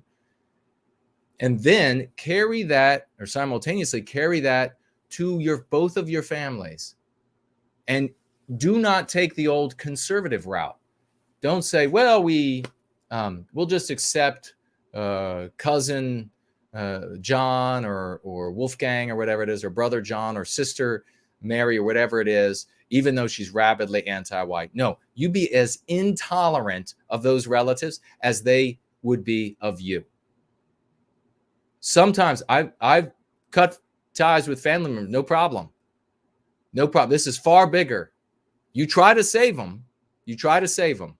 That's what you want to do. That's the objective. But if they're going to remain anti-white and want to victimize, forget about it. Is it worth having them around? This poison? Is it worth having it around because they're going to give you a gift? You get to give them a gift at Christmas or something. Come on. And you can take this then to the beautiful white babies that you either produce or you adopt or whatever it is. Maybe you don't have kids because you can, and you both are situated to serve white well-being in another way, whatever it is. But if you can have a beautiful family, do so, and you inoculate those babies, and you educate them from home. You can step down your living expenses if you're at a point where you can't step them down anymore, and they got to go to like a public school or something of that nature. You can't get out of it. Maybe you're in a country where you can't homeschool. Then you have to inoculate them prior to. That means you go to the school. What are they going to teach this year at school, and at what months are these things going to be taught? Because I am going to get to my babies before you do. So I am going to tell them that next thing they're going to learn is they're going to learn about this subject matter, and here's what really happened in that subject matter, and here's what your teachers are going to say because they're anti-white, and they get fired from their jobs if they're not anti-white. They're going to tell you that it's all the white races for all this stuff. Why are they going to tell us that? Because anti-whites dominate our civilization, regrettably, but we are reclaiming our civilization. True champions. And you can be just like the greats from our history. You can be just like the most articulate. You can be as much of a poet as our greatest poets. You can be like our greatest musicians and composers. You can be these things because they're inside of you, and you can do that. Those kind of people are living today for our people. We have a challenge. There's something the white race hungers for, something Western kind hungers for endlessly. And it's that challenge. It's that next hill. How do you get over it? How do you achieve it? How do you dominate the thing that seeks to dominate you? Well, give your children this, the message of reclaiming our destiny and heaving that sun into the western sky. And by God, it will happen. For you, Greek powerlifter, and your wife, and everyone else out there. He goes on to say, should foreign flags be displayed in America? Me and my wife display the Greek and Irish flags for our heritage. Well, I mean, why not? You're not, I think maybe, well, I won't try to read in to you. You got a home, you got a condo, you got a apartment or whatever it is. You want to put up your heritage, then why not? Go right ahead. Thank you very much for those questions. Let me take a look over here. I see that SOB is with us over on D Live. Great to see you. Remember, you got to tag me. There's the great William Runner is with us. Fox 39 forever. Hello to you. And Battle Cat is over there on D Live. Great to see everybody on D Live. And how about Odyssey? What are we doing over there? Let's see. Oh, Natarific. Tom Baldwin. Hello to you both. Western Renaissance is over there. 24 hours. Hello to you all. Great to see you. Thank you very much for showing up. Great to see the folks over there on Odyssey. And I will swivel around back to here, and we will have a quick look. I see that we've had a couple people who've had some messages, looks like deleted. Let me make a suggestion to those folks. When you show up, this is not your typical white positive, white sympathetic, because we're white positive. So it's not your typical white sympathetic venue. There's no use. Don't come into this house and make arguments for your particular flavor of white sympathy. That's what happens elsewhere. I appreciate that you have these firmly held opinions. And the moderators appreciate. And the moderators have probably said to you, this is not really the place for that. Thank you for showing up there. Thank you for caring about white people. Please just take an opportunity to imbibe what going free of the anti-white narrative is. You're not going to re-educate people here in favor of this old white sympathetic vehicle or this particular other white sympathetic concept or this other white sympathetic form of government or economy or something like that. We don't do that here. That's what happens everywhere else. And you all know, you all have seen it. Come on, you know as well as I do. You go into these people, they go in, and everyone, they all are doing, they go in and they argue for their particular whatever it is. And we don't do that because we have come across something very successful here. We're building it. We have a scientific approach to it, and it revolutionizes lives. It makes the world a better place. We have changed the language used by these mega billion-dollar and $1 million organizations. That we have changed the language they use. So you should say to yourself, whoa, this is something very different than what I've come across in the white sympathetic sphere otherwise. So sit back, try to learn some. And if you still disagree, you want to go about business the way that you are most accustomed, then we wish you the best. But otherwise, the moderators are going to give you opportunities to sit back and cool it and not try to push your own agenda. Please, you have plenty of other places to do that. Please do that elsewhere. All right, let me see what you all are saying. Raymond Foster is with us. Let me see what you all are saying over here on YouTube. I will take a quick stroll, and we're going to take a look at the Going Free lesson of the day, and then we're going to move on to what's next. Well, we'll get to it when we get to it, huh? How does that sound? I see the great Jerome is with us. Promethean Promulgation is here. Great to see you, brothers. No white guilt, only pride. Hello to you and welcome. Remember to tag me, folks, if you have something you want me to read or speak to, and I will do so. I don't know if I'm going to end up. I know Mr. Bloom had asked, and I would like to. Here's the Mr. Bloom had asked me to review this documentary done by the BBC about the America First movement with Fuentes and Beardson, and I think what the name was, and whoever, Baked Brain, Alaska, and whoever else was there. And, you know, honestly, if I were to review it, I would have to review it obviously off of, not on YouTube, but on the other platforms, which is fine. But honestly, I just don't know how many people are going to care to hear my opinion on it. So it's, I think, 2 hours long. I watched it. I watched some of Mark's. I read Greg Johnson's. I disagree with both of them on their reading of the documentary. Not largely, not entirely.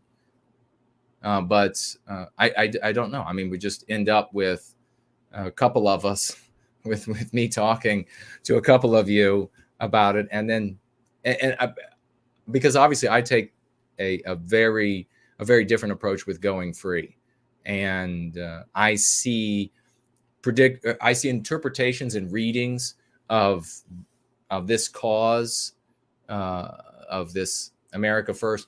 My interpretations are, they continue to hold true all the way up to now.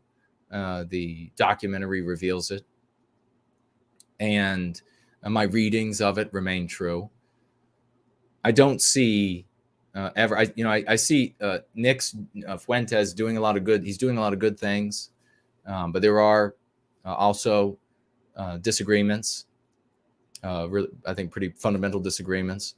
I don't see him ever wanting to have. I know some people were asking, "Oh, would you go and speak with Nick?" I don't see Nick ever having me around. There's just no way that's going to happen. That's like, I don't know. That's like having a swimming pool in the backyard, and you're not quite sure about your wife and her attraction to you, and then you have me over for a swim party. I mean, she's just going to forget all about you.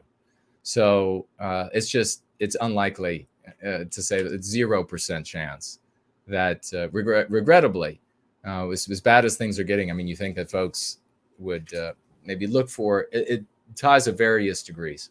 But yeah, it's just, so I don't know. I mean, unless you all think there's some way to potentially, get more than a handful of people to listen to that, my interpretation of it.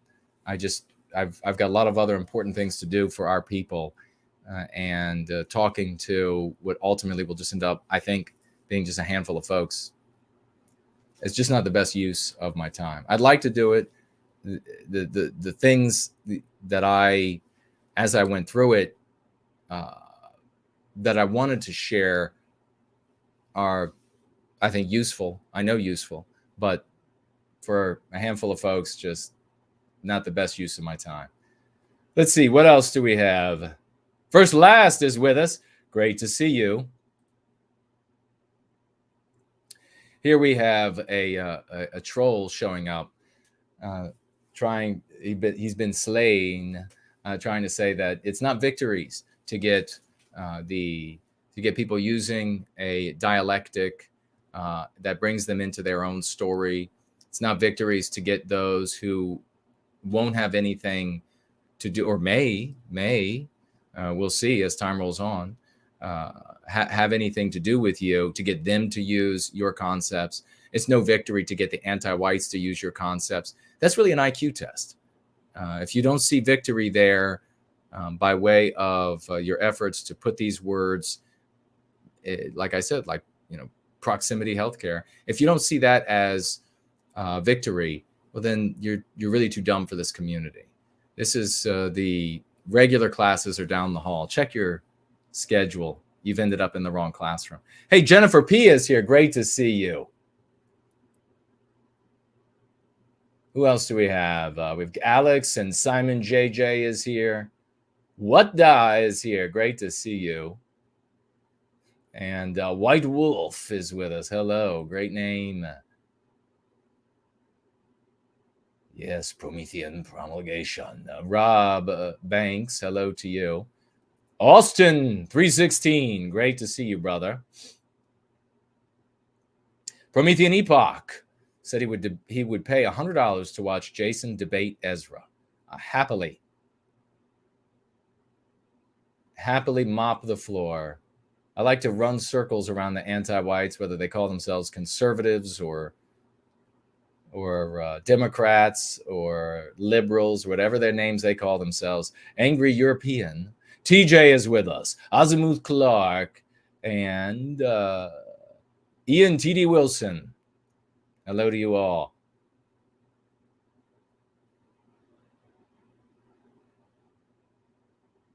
Promethean Promulgation says it's not worth the Christmas gifts, but it is worth the house. Yeah, if you are in a scenario, remember, you primarily, as we reach the top of the hour, the first thing you got to do is secure, when you're practicing going free, you have to secure your living conditions, your income, whatever you need to be able to survive from day to day to day. That is, focus on that first. You've got to make a nice foundation. Once you have that foundation, then you can begin to move on to other things. If you have this foundation, and part of what's missing in the foundation is a place to live, and so therefore you are living in a house that is owned or leased, whatever it might be, by an anti-white relative, by all means, continue to build your foundation so that you can be independent, or that you can do great things, or maybe even your activity for white well-being is dependent in some way on being able to live at a cheaper rate because some anti-white relative is financing your living situation, and therefore you're able to do so much more for white well-being. By all means, you have to take the scenario that you are in and then serve the objectives that are very clearly in practice, that are very clearly outlined in Go Free and these Going Free gatherings. Great point, brother.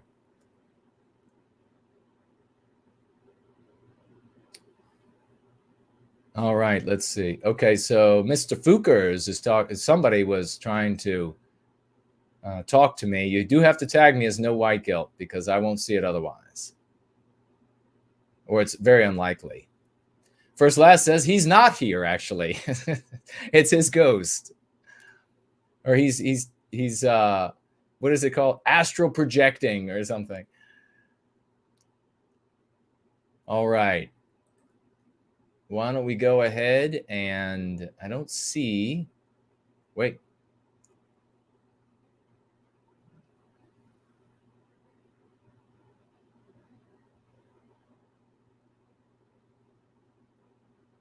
Simon JJ writes, if only these white advocates would come together.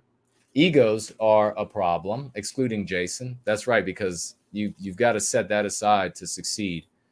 So he goes on and says, I believe they are aware of no white guilt, that he would command the stage, and they fear he'll steal their thunder. Shame. Yeah, it is shameful. And particularly, it is about egos. It is about having eyes on you for so many of them. But for others, it's even worse because it's that plus it's how they feed themselves. It's how they pay for their bread, how they pay for their auto payment, how they pay their rent. So there's no way, absolutely no way that they would have me around. I mean, come on, be real. Just seriously.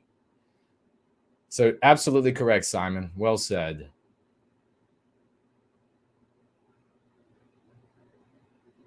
Alex says about who Nick Fuentes, is that who you're talking about? That he would not only decline, but likely call you one or more of the usual anti-white slurs. Well, oh, no, Ezra's probably, yes. Yeah, exactly.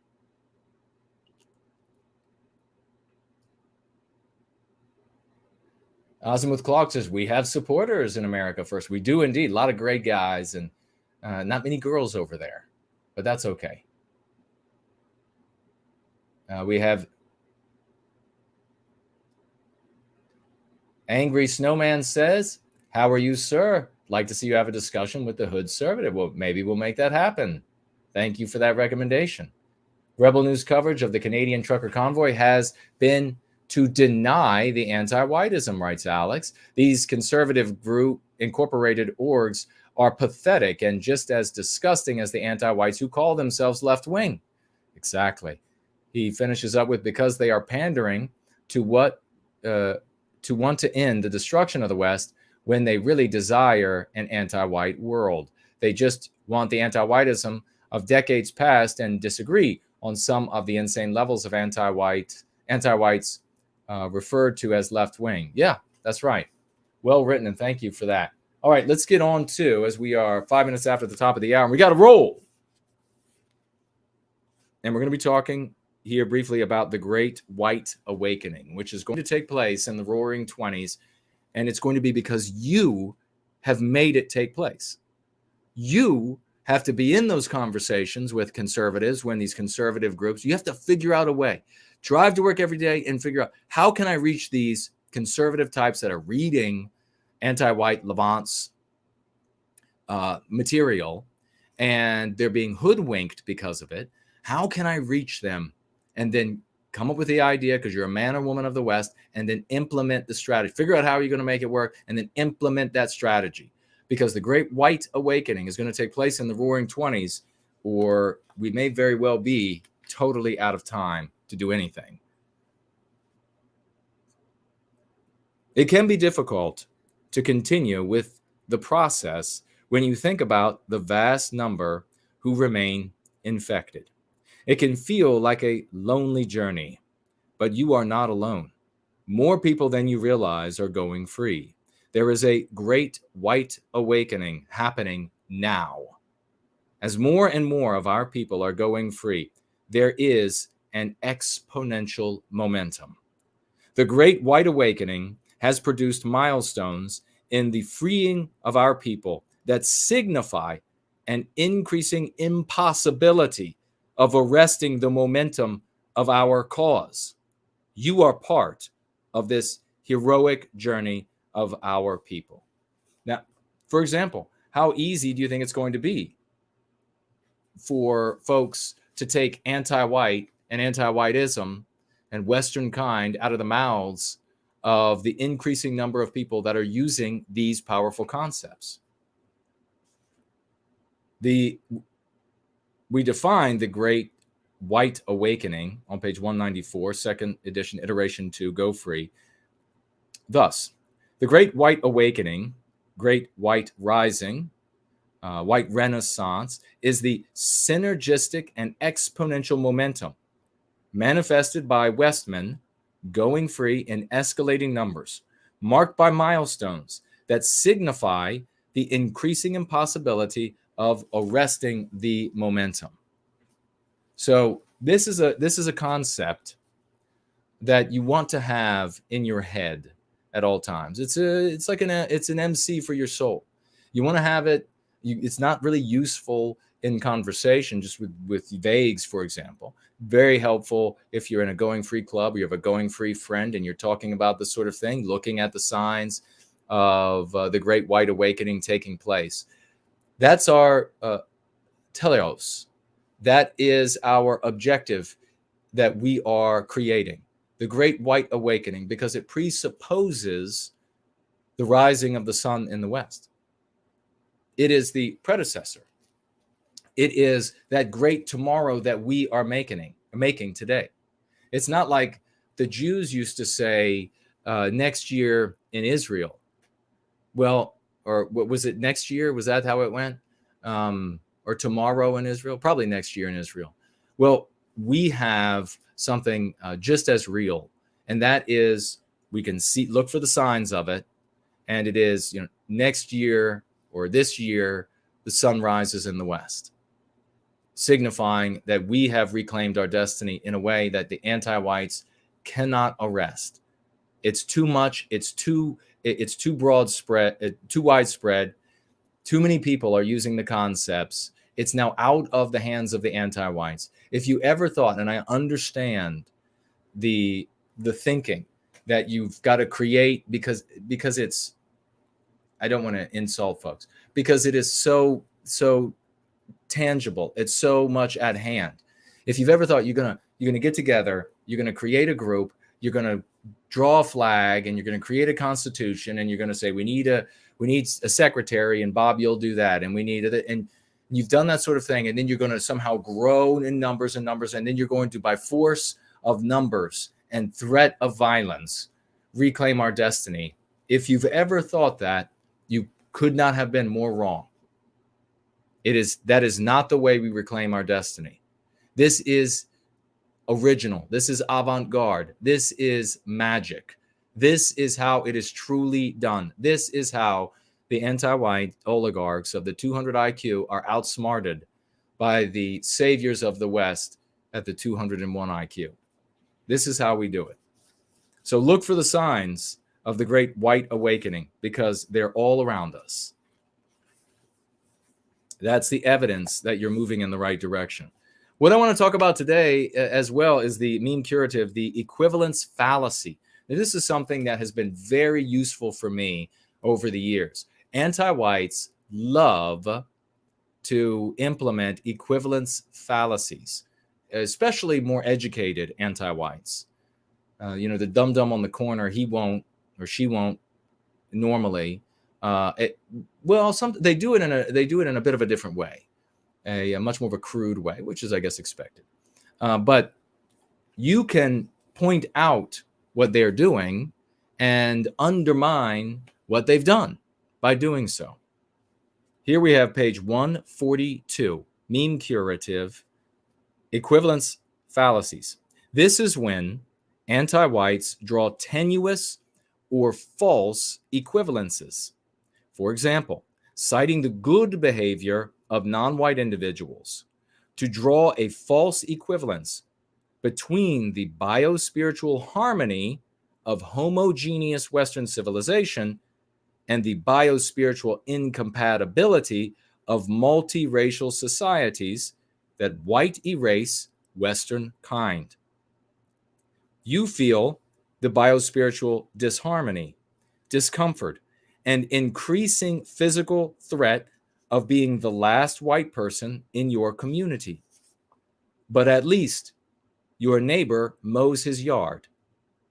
Name and identify what the anti-white is doing to defeat this tactic. So it's a very powerful tool to name their tactic in order to defeat it. You say, I see how you're trying to trick me. I see how you're trying to draw this artificial or this false equivalence. Just like this, a great example of this, in a way, is this anti-white that I was talking to a long time ago. And I've told this story before, so I'll just sum it up pretty quickly so that we can keep rolling and having a hell of a good time. What are we doing next? Oh, we have announcements next. So where this guy said wants to bring in all of these people from other lands, even if they're rapists, even if they're murderers, because the likelihood, this is where I pinned him, where I said, I really hope it's not your wife and daughter. I really hope it's not your wife. And then he finally said, what are the odds that one of these rapists or murderers, now, we're not talking about all immigrants or anything like that. He was saying So what if they rape? So what if they murder? There are rapists and murderers here. Equivalence fallacy. So what if you're being suffering from A? You might as well also suffer from B. So you see how it's a fallacy. I finally got this POS to say, what are the odds that my wife and little girl will be raped and murdered by these specific people that I think should be allowed to come into the country? So that is what you demonstrate. You point out the tactic, and you undermine what the anti-white is trying to do with the tactic. And with that, I'll take any questions when I come back.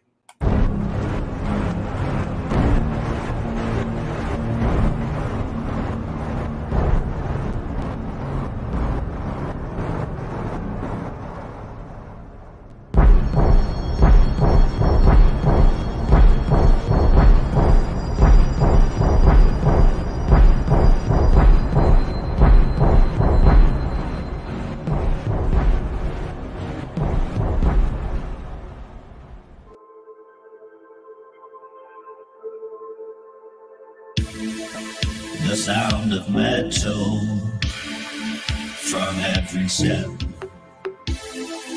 all that remained, all that was yet, a voyage home, the destiny known, the course is set to the Gwendolyn zone.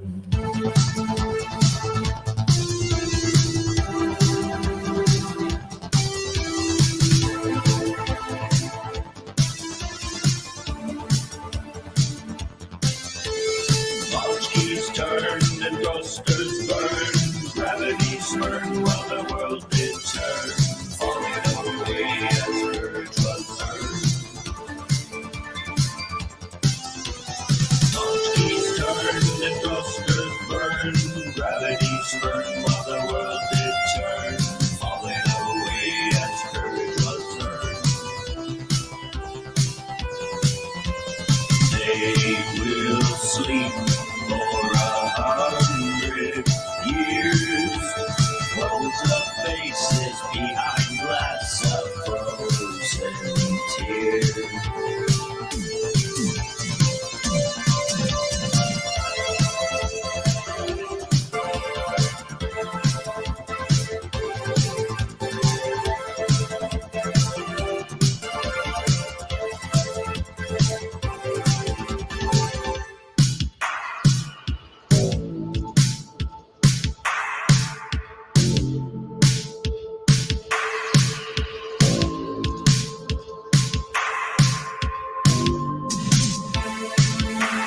Silence is broken, deep sleeping awoken, red light flashing, what's going on? Out they came, the blast is gone, turn the corner of the boardwalk, in their sights a greasy man, scurrying off to hide, flash of brilliant.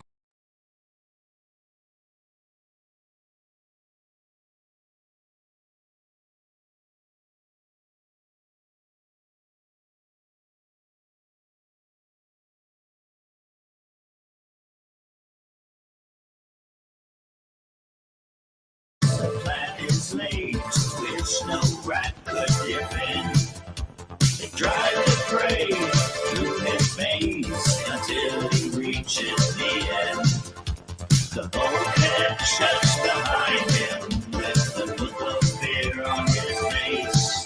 With the pull of the lever, his life they sever as he sucked down into space.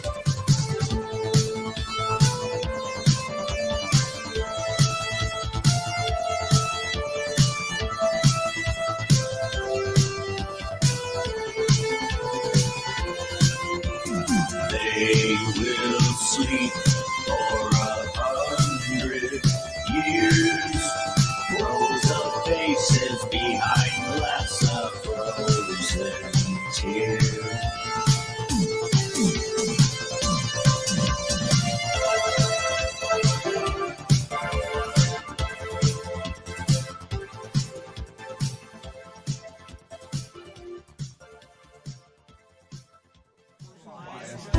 Exactly what people think, and this is extremely dangerous to our democracy.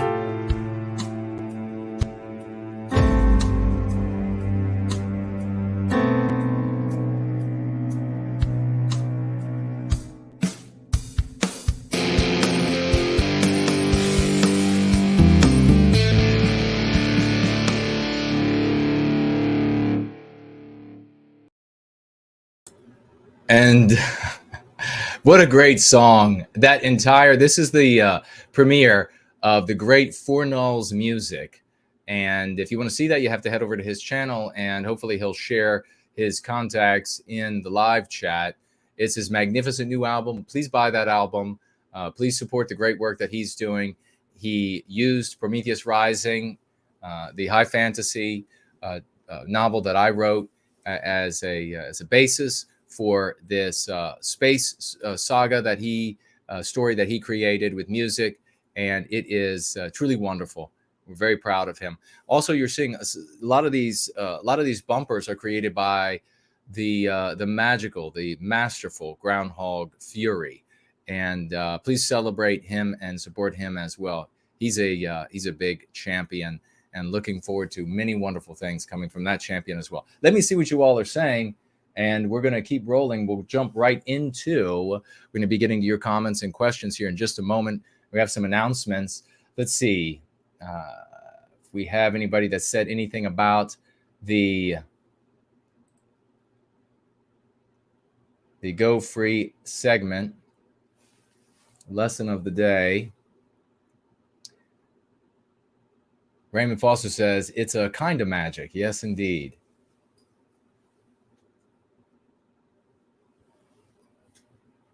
Let me see. Yeah, words are because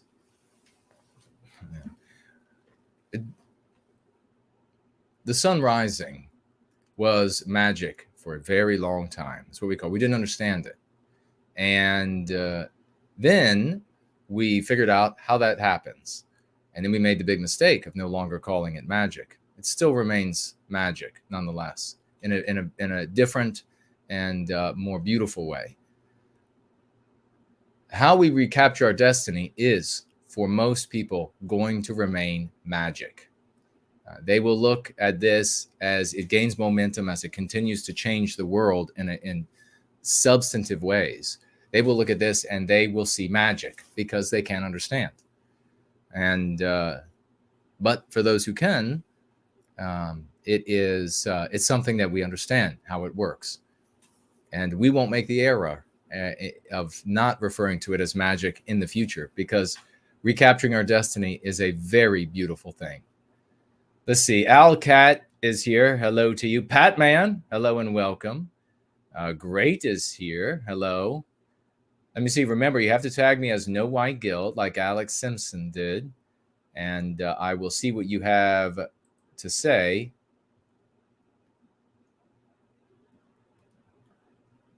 Oh, so Promethean Epoch said that the Jews used to say next week in Jerusalem. Okay. Next year in Jerusalem. All right. Let's see. The great Rory Herbert is with us. Wonderful to see you. Yes, Promethean Healing, but these little wizard emojis. That's fantastic. Yep, that's what it is. Rob Banks is here. If you are a troll and you've shown up and you wanna cause problems or something, why not go ahead and try to make an argument respectfully, and then I will obliterate you.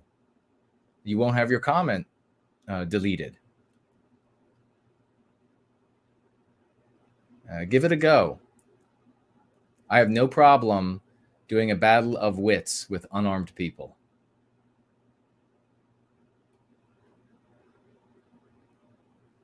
All right. Lockie is here. Great to see you, brother.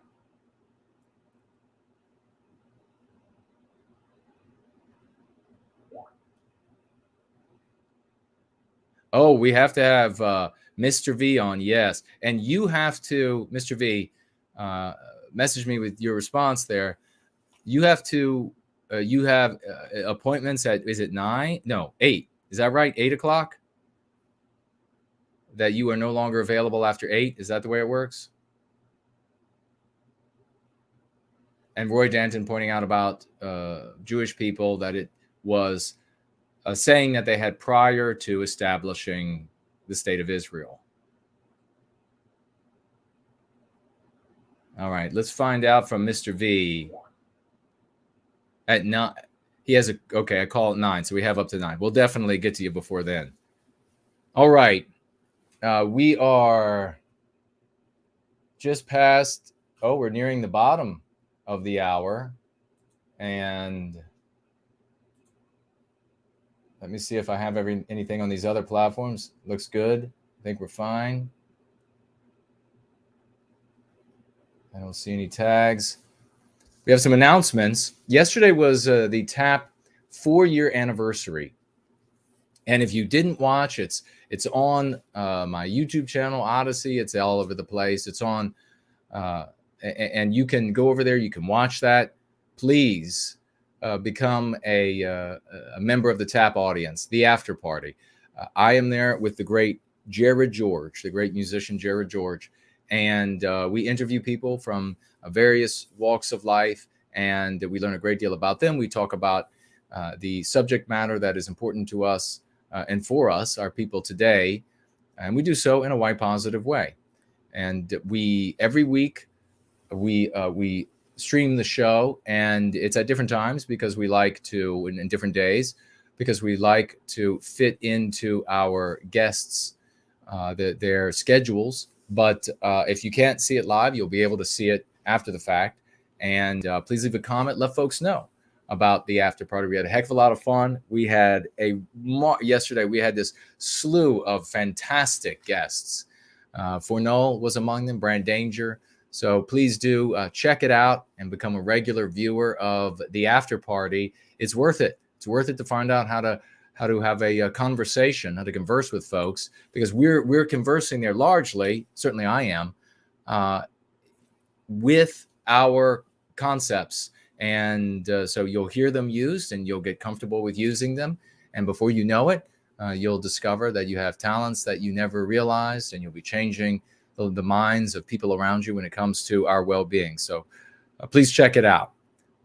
Let's see. We want to congratulate the great, our Richard Wagner, because he just got engaged. So let's give a big round of raucous emojis for the one and only, our Richard Wagner, who recently became engaged. And we wish this wonderful couple many victories, personal and for the greater good of our entire people. We expect that some very powerful little boys and little girls of the West will come of that wonderful union. So congratulations to the two of you. That's really wonderful.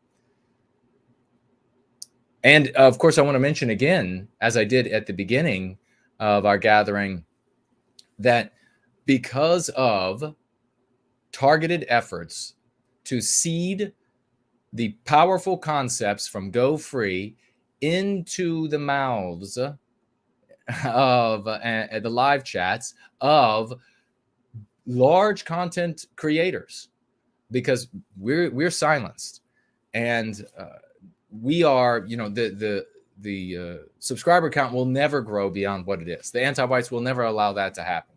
I would have to get Lovely Porgers on yesterday, probably have to get several hundred subscribers to get one to show up on the subscriber count. So it's just never going to happen. As a consequence, we realized this, that as soon as the anti-whites began cutting the tongues out of our mouths and censoring us, as a consequence, we began implementing a strategy to get because we don't need to be the folks that have the 1 million or the 10 million. And in fact, the odds of that being the case are extremely slim, of getting to audience sizes that of that size. So all along, we knew that we had to reach folks who we find in that, like, you go to a field and there are roses or daisies or whatever it is, sunflowers in the field, say, and you are going to find sunflowers there that are taller than other sunflowers. You did not have to sit there, and it makes no sense to sit and pick a particular sunflower seed and try to nurture that seed so that that seed ends up taller than all the others. Even if you're successful, you're putting Miracle Grow and you're doing everything you can to get that seed so that it will become the tallest sunflower. You've invested a massive amount of time, and still you're only one. The odds that you'll be the tallest sunflower, even with all that effort, still slim to none. But you're only one among the tallest of the sunflowers. Instead, you go to a field and you find the sunflowers where they are. You find the tallest sunflowers. And then those are the ones that you give attention to. This is the intelligent way to recapture our destiny. So, as a consequence of our efforts, assiduous, diligent, thankless for God's sake, because of egos, because of monetary considerations, because of our efforts, we have mega-sized content creators using the word anti-white in the titles of their show, where they would never have said it. And you could never go to them and talk them into caring about our people. You could never go to them. The only thing you could ever hope for is these ridiculous fantasies that folks in the white sympathetic sphere sometimes have of marching in to the word. I just long for that day, they say to themselves, where we could just march into their studio. And that's never going to happen, children. That's never going to happen. Go and get in your Honda or your Taurus or whatever it is you drive. You're never going to make that happen. Instead, you have a victory bigger than all. And let me tell you, when you get, I wish I could convey, I wish I could send like a beam of light out to folks of the joy I feel when we have folks that would have never said anything white sympathetic in their lives. Never. You could have gone to them and argued with them and pressured them and twisted their arms, all you wanted. And they still would never say anything white sympathetic whatsoever. To see these people ultimately healed without them even realizing it. That, my friends, is the ultimate victory. That is when you recapture a people's destiny. So when you see these people end up using anti-white in their titles that would have never come anywhere near us, that is when you know you have something profound. When you see people talking about what's happening to us on their shows, and in fact, they've spent time trying to figure out ways how to pair guests with a non-white supremacist of some type against a white person who cares about white people, where they've wanted to pair them up for good streaming, for good entertainment. And you see them end up saying, not because they want to, you see them end up saying white erasure. You see them talk about what's happening to white people across Western civilization as anti-whiteism. There are the names that we've said, and there are others.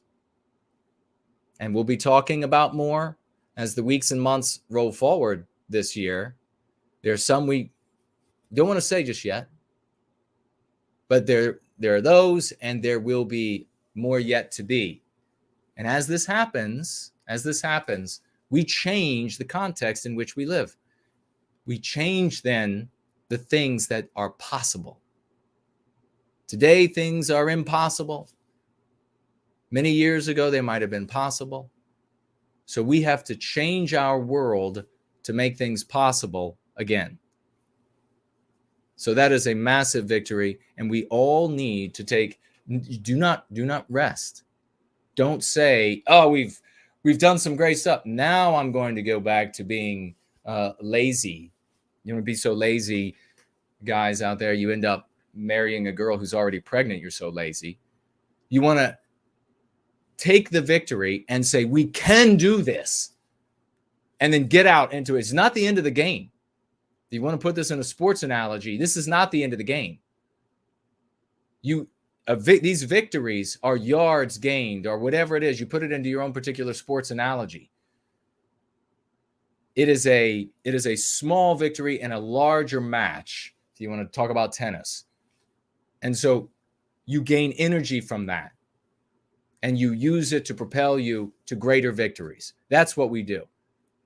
You want to hear anti-white, anti-whiteism come out of the mouths of some of the most vile anti-white politicians? Well, you're going to have to work our way there. But it can happen.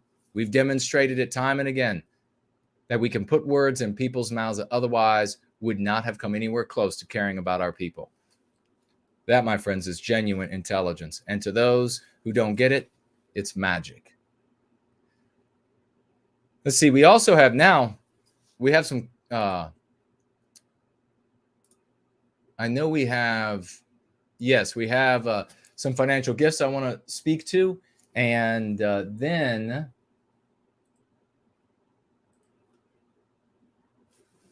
financial gifts I want to speak to. And then, hold on, refreshing this.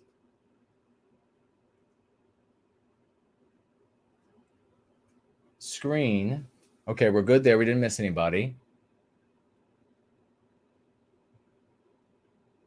Oh, yeah, Roy is talking about history books, and that's Elliot Germain. And we'll be talking about that probably every other week or so. Rory says, you are already a beam of light. Thank you, brother. I really, that's kind. I really appreciate that. There's a lot of work, and then you're visited by the brightest of trolls who just don't get it. Hey, there's the great Donning Armor is with us. Hello, brother. Wonderful to see you. All right. All right. Looks like I haven't missed anybody over here.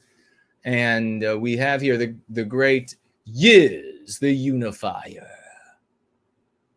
And she, right, well, get out your raucous emojis again, because she hit the $20 mark with this financial gift, $20 financial gift. Thank you, sister. And she writes, wanted to message again to let you know how thankful I am for the Go Free method and all of you, exclamation point. I am beside myself, she writes. I am beside myself with joy and crying in the car on my way home, exclamation point. Kip, God bless you. Gosh, Yiz, that is amazing. $45 total she is financially gifted. What a magnificent woman she is. Big round of raucous emojis. Talk about tears of joy. For every tear that comes out of this lady's eyes, there's going to be another 10,000 white people who are redeemed to our well-being. God bless you. Thank you so much for your service. And you are most welcome. We're working together on this. That's how it's so powerful. As there is nobody on a rostrum, no stage where all the lights beam down, and you get to see this one person, how smart they are, or how many quips they have. No, we're all together, shoulder to shoulder. God, I love it. God bless you. All right, we got Rory Herbert financially gifting $10 with a very interesting financial gift. He writes here, I really enjoyed Carlisle's account of Milltown Mel, the groundhog from New Jersey, who may have been murdered by Puxatawney Phil. My daughter's groundhog mysteriously, and this is true, I remember Rory mentioning this, daughter's groundhog mysteriously drowned in her pool in Staten Island, New York, a stone's throw from New Jersey, prior to predicting the weather. Do you think that Carlisle may not be so conspiratorial at all? He asks. Well, let's ask Carlisle. Hello there, little girl. How are you? Good. How are you? I am great. Thank you for jumping on to answer this most pressing question. Have you heard about Rory's daughter's groundhog? That's a mouthful. Who was drowned in her swimming pool on Staten Island? Wow. No, sir, I have not been made aware of that. But I will say that that is another potential example of the growing epidemic of groundhog on groundhog violence that we are clearly fighting here. Yeah, exactly. I mean, it's just so folks, if you weren't cool enough and you weren't at the TAP anniversary, 4-year anniversary, as I say, it's on my different platforms. Check it out. theafterparty.tv also to get all things white well-being, including TAP. If you weren't there, Carlisle Cockatoo showed up and she told us about this underreported story, and it's very curiously underreported. And we're going to have her just mention it to you all now, because we now see we have another, potentially another piece of the thread here about this groundhog in Staten Island just prior to doing some weather prognostication, ends up drowned in his own swimming pool. So please tell us all about New Jersey's Milltown Mel. So what happened with Mel is, well, you really have to start with Puxatawny Phil. And everyone knows about Phil. You know, it's a big thing. It's Pennsylvania's big thing. They've got the groundhog. They drag him out of his stump. He sees his shadow or he doesn't. And Phil has enjoyed the luxury of being the only groundhog meteorologist. All the fame, all the fortune, all the power that comes with that position for many, many years. Many generations of Phil have enjoyed this. And now, all of a sudden, recently, New Jersey, as they usually do, likes to kind of infringe sometimes on other states. And here we have it with them creating this knockoff version of Phil, and they created Milltown Mel. Now, suspiciously enough, the first Mel did not even make it to the winter months. He passed away in the summer, last summer. Just unexplained causes, just no one knew what was going on. He just passed away. There was an article about it. And then they bring in Mel number 2, which was Mel number 1's stump mate. So obviously Mel number 2 knew that he was, he was living on borrowed time, clearly. I mean, Phil obviously already had him in his sights. He had already taken out his stump mate, who was set to perform the meteorology. And now we have Mel number 2, who makes it all the way until right before the ceremony. And the handlers go to retrieve him from the stump, and he is deceased. I mean, how many Mels do there need to be? Like, this has to end. We have to stand up. I mean, not one more. We cannot tolerate this. Hashtag not one more. And here we have this other innocent groundhog potentially drowned in his pool. Groundhogs are not aquatic animals. Clearly, he was not going for a swim. I mean, that was not an accident. Well, precisely. Marmot meteorology, as Carlisle told me, is it's something that you if you are not Phil, you really should stay away from the meteorology and just allow him to do it. I can see the poor little guy in Staten Island having his head held underwater. Will he stop? Will he not stop? Predicting the weather, and him just holding out until it was a little bit too long. And another message sent, I think, to all groundhogs about predicting the weather and whether or not Phil, otherwise known as Don Puxatawny, is going to permit it. And that's the tragedy of this situation. Groundhogs should be able to engineer their own futures. They should not be limited by Phil and his black-hearted reach all over the country, and probably, to other countries as well. I mean, we don't know where this ends. No, they don't know where it ends. But we hear rumors down in Virginia of Don Puxatawny and how you don't want to cross him. So when they hold that little guy up, just know that you're supposed to kiss the big ring on his tiny little snaggy nail, as Carlisle would say. Absolutely. Sure kiss the ring. Those little rodent snaggy nails. Is there any more any new breaking news on investigation about the possibility of the mafia connection in these deaths right before? In actuality, and seriously, folks, think about this: the Milltown Mel there were 2 Milltown Mells, as Carlisle points out, 1 and 2.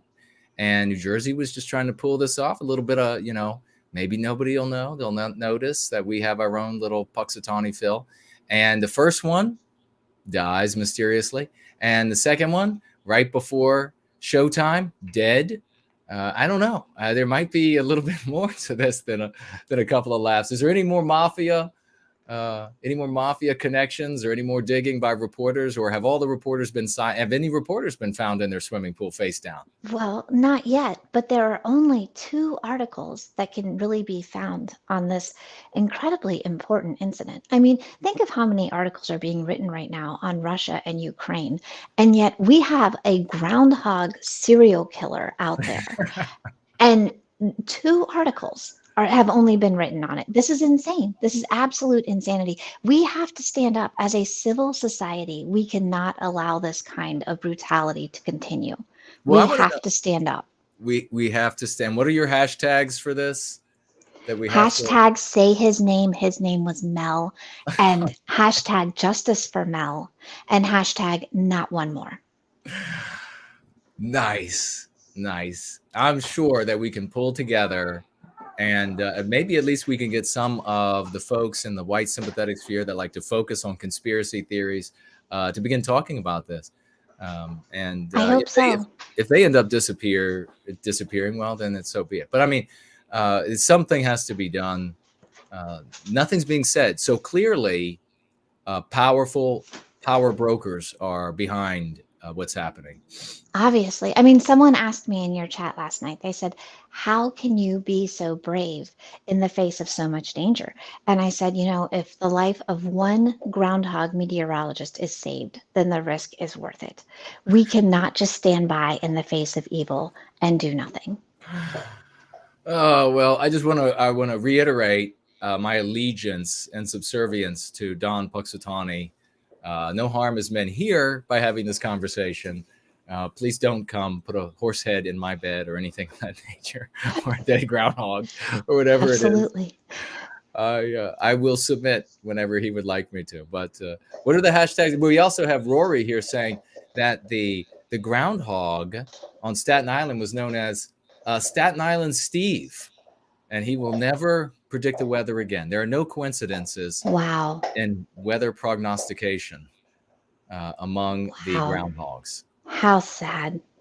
Say his name. His name was Steve.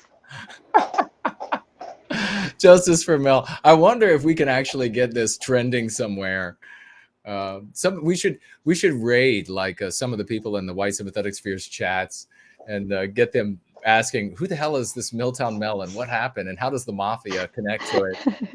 Hashtag Mel mattered. Mel mattered. Well, I appreciate you coming on to talk to us about Mel. Would you like to stay on for a little bit while I read some of these comments? Certainly, I would love to.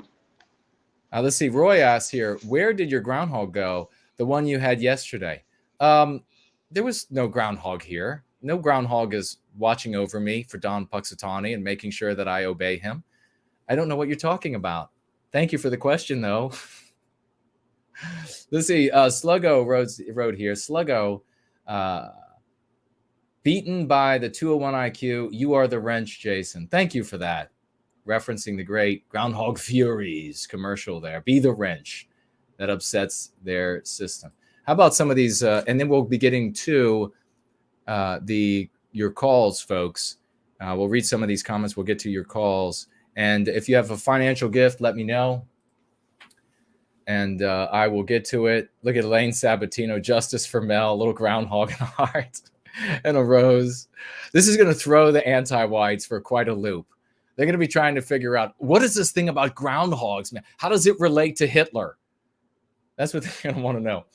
Maki, let's get our raucous emojis out to celebrate Maki financially gifting $25. Thank you so much for that.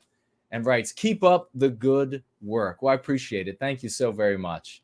$25 financial gift over on Cash App. When you see me look to your left, my right, that's what I'm doing, ladies and gentlemen. I appreciate every penny. We need to, of course, we need to fund the work And here we have the great, lovely Porridge writing here. And I think there might be more than one comment. Porridge leaves so many great comments. Let's see what he says here. How about that, Carlisle? He says, great party. And this is on the thread from the Going Free stream. The TAP after party, the after party anniversary stream yesterday. Great party. Thanks for putting this on, Jason and Jared. We couldn't get many content creators on our side, so we made our own. These guys have grown to be great organizers and producers with their own projects. As the world becomes worse and worse, our community becomes better and better. We'll be the drivers of change. Cheers to 4 years of TAP. Well, that's great. Thank you so much, Porge. Carlisle, do you have any thoughts on that? How, I think particularly he's talking about how we couldn't get many folks to come over, and it's obviously strange. But we are creating our own content creators. Many of those people were on, of course, shown yesterday on the stream. They guested the anniversary. Anything you wanted to say about that, or Porridge? I would say that that he's right, because what you have to do when when people are not going to maybe join you is you organically create your own, and that's what's happening here. So and it's wonderful to see, and it's wonderful to see all the support that's coming forward to those people, and how and that's something too, I guess, that you might want to touch on, is that it is so important that when people do spend so much time and invest so much effort in creating things for the community, that people do turn out to support them. And, financial support might not be possible for everyone, but time to stop by and congratulate them is really definitely important and appreciated. Yeah, thank you for saying that. Absolutely. Folks, if you are not already a subscriber to everyone's channels who show up, if you, that's a minimum, is subscribing, of course. When they do things worthy of a pat on the back, give them a pat on the back. And Carlisle's absolutely right. Even if you can't financially gift, everybody's not in a place to be able to do that, and everybody creating content isn't necessarily looking for any sort of remuneration. But make sure you say something. Make sure you say well done. Make sure you say congratulations. If they're going to put on a stream, or if you can make it, make sure you make it. We have to do that for each other, because no one else is going to show up to celebrate us in our achievements. We have a comment from M.A. says, thanks for 4 years. I'm carrying your message in small ways all the time, often on true crime channels when anti-whites want to disparage coverage of missing white children and such. How about that? Well done. Thank you for that. Your linguistic toolbox has been very helpful in reaching people with the truth. Well, thank you very much. And that's therefore another testimonial to the success of the dialectic and that we use in the lexicon that we've employed. Carlisle? I would just like to say that true crime channels should be investigating into Mel and Steve. And, why am I not seeing reporters flocking around Steve's swimming pool and Mel's stump? I'm very concerned. Talking to the chief of police? Absolutely. How did this happen? Where is the little tape around the body of the the deceased groundhog? Mel's little 1 inch. chalk groundhog outline around Mel and his stump. Yeah. Exactly. All right, we have a Hypnotic Tango writes here regarding the northern, and this is an important subject. Excuse me. Hypnotic Tango writes regarding the northern-southern European relationships. One thing that needs to be mentioned is the mean pathogen that fair men are inferior to swarthy men. All the fair men that we see in the media are portrayed as being ugly, evil, feminine, or having some other negative traits. It's very rare to see movies where blonde men are portrayed positively. Red-haired men have it even worse. Almost all couples in movies, TV, or video games have the female be fairer than the male. If you see a blonde woman in a movie, you can bet that they've picked a brown or black-haired actor to play the boyfriend. This is done so that Western kind will gradually, biologically, white erase itself by turning fair men into incels. It goes without saying that these mean pathogens work on our brothers and sisters. They choose their mates based on what they've seen on television. I've asked women about this, and they'll admit that they took hair color into consideration when choosing their boyfriends. As a Germanic man who has met Southern Europeans, I found them to be a delightful group of people. I do not hold any hostility toward them whatsoever. And he has some more to say there. I want to say this is a real nuanced conversation, and we're mature enough here in Service to White Well-Being to be able to have the conversation. And that is, we can all see, and we probably all have, or almost all of us, I should say, members of our biological family, so people related to us. So everybody either directly beside or above, contributing in some way or a consequence of some way, that have all of the different eye colors you see in white people, different hair colors, maybe even slightly different skin tones of what is referred to as white, Westmen, men, women, or children, Western kind. We all have this. And I have the entire spectrum. And it is, we all can see with our own eyes what the anti-whites have done in the entertainment media. When our countries were, or still are, almost entirely white, it is very difficult for anti-whites at that time to introduce the non-white hero that is lusted for by the white female actresses, because, of course, the society is going to say, wait a second, why would you do that? Where's the white guy? This doesn't make much sense. We're a white country, or white, and so initially, in the mind of an anti-white, not in the minds of white people, because we know that it's not hair color or eye color that determines what we create, what we project in the world. It's the biospirit of the West. So our different manifestations is just one of the great rewards that we have. One of the great wonders of our people is that we have this great variety of presentation, of physical presentation. But spiritually, we create Western civilization. We project that onto the world, or you can think of it, of course, as instinct. If you're thinking of animals, we project Western civilization on the world. We can go into the countries of the West, and we can all feel the harmony with the manifestations. Now it's almost like you got to go to the picture books to see the manifestation of the West, because we've been white erased from so much of our civilizations. Having said that, anti-whites looking at the white race, at Western kind, they see those that are the blonde and light featured, light brown hair, red hair, blonde, blue-eyed, green-eyed, as the furthest, or I guess the worst, the ones they hate most of all. And perhaps for them, it's that variety that they hate so much. Perhaps they weren't inheritors of eyes that are that pretty, or hair color that's that pretty or rare, or whatever it is, of a skin tone that is that fair, that porcelain, whatever it might be. Whatever. This is the anti-whites, not us. We know that what's inside of us is the biospirit of the West. That's why we all create Western civilization. The anti-whites looking in on us, this is their, and that includes white anti-whites as well.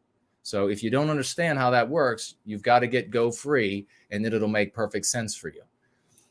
They looking at that then in a situation where they have an entirely white population, or mostly white population, they then make what they consider, as we say here, to be the whitest or the lightest featured as the worst. They make that the villain.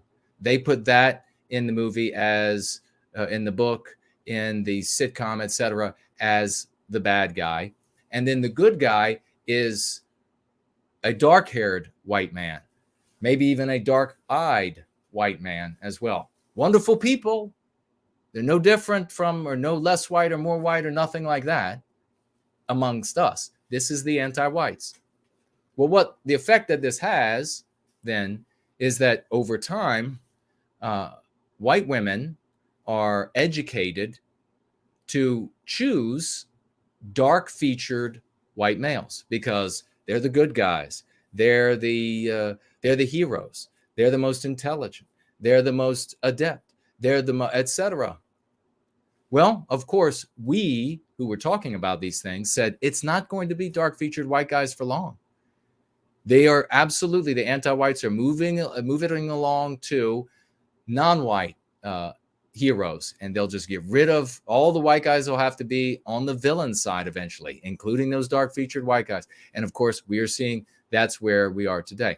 But what Hypnotic Tango is mentioning is an issue that is nonetheless real. We have, and he's speaking to a comment about these relationships that we talked about the previous week, which is that recapturing our destiny presupposes that everyone who's participating in the recapture of that destiny wants all of our wonderful variety, our physical variety, but also our different hues of Western civilization throughout all of our countries, so that all of this will not only be preserved, our different ethnic foods and etc. Not only will it be preserved, but it will be deepened because we love the variety. We want more of the little girl Polish dancers in their little costumes doing the things that the way they do them there. We want that. We want more of that. And we want in Italy them to be making the same the way they've always done, even more so than we want that as well.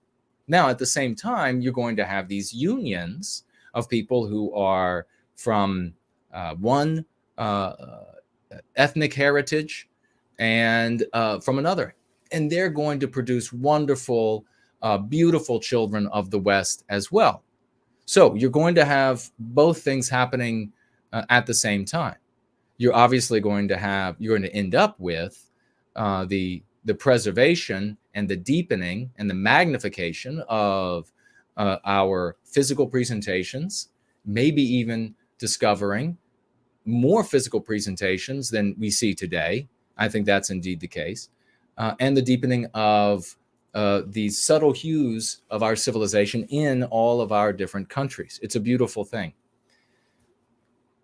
Hypnotic Tango is talking here about the fact that so many of our women, and particularly you go to Northern European countries of white women, where it's still predominantly white, they're not necessarily already replacing the hero role in entertainment with non-white men yet, because it would still be too jarring.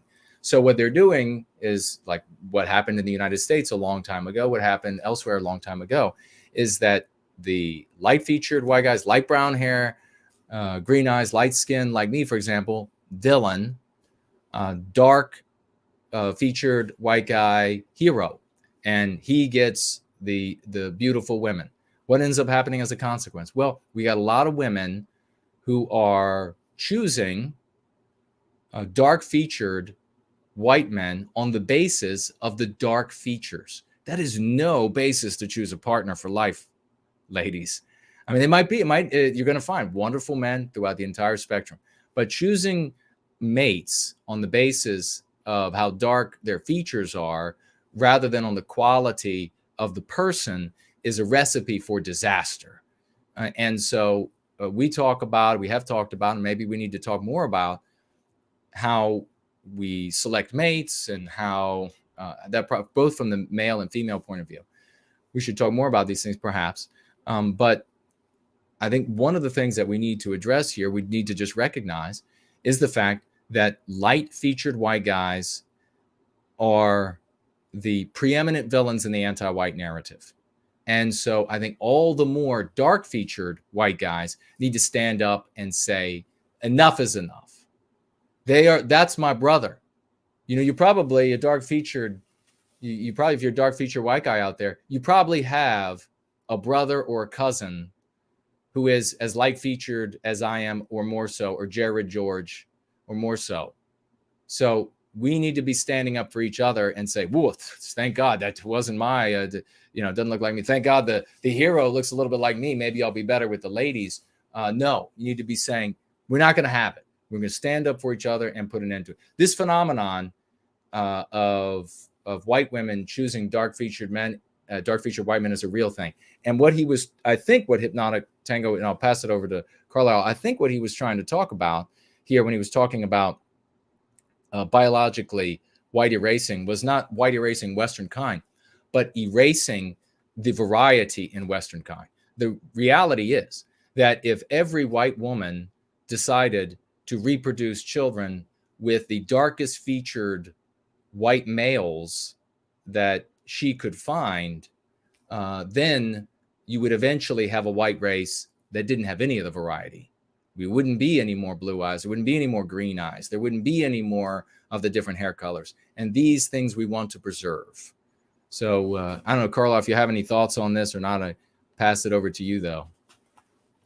Well, I just want to say that I think that it is, it's a tragic situation for not just for the guys that don't get picked, but even more so for the little boys that have to watch like the Disney movies and the cartoons that are being produced and all, and they watch that and there's no place for them on those movies. That's got to be really disheartening and just do all kinds of psychological damage to those little boys, because there's a whole segment of little boys that are being told that you'll never look like the hero. You'll never look like the guy who gets the princess or what have you. So it's that's just a very sad situation, because what happens then to those little boys who grow up to become young men and have like no self-esteem and just are lacking in self-confidence. It's just a very sad place for society to be in as a whole, because that's a whole segment of the population that have to grow up to be adults and function in society. Yeah, we're going to be having and hopefully many more the whole spectrum of white people, physical presentations and ethnic presentations. We're going to continue having these as babies, and we need to stand up for every single one of them. And it is important, if we are going to be resilient to the machinations of the anti-whites, that we are able to maturely address this sort of issue, and that we stand together united, with locked arms, because this is the exact kind of thing that anti-whites will try to shatter us with. They will move in various ways and try to pit this of white people against that of white people, and we must not allow them to do it. It's absolutely true what's happened here, and we need to.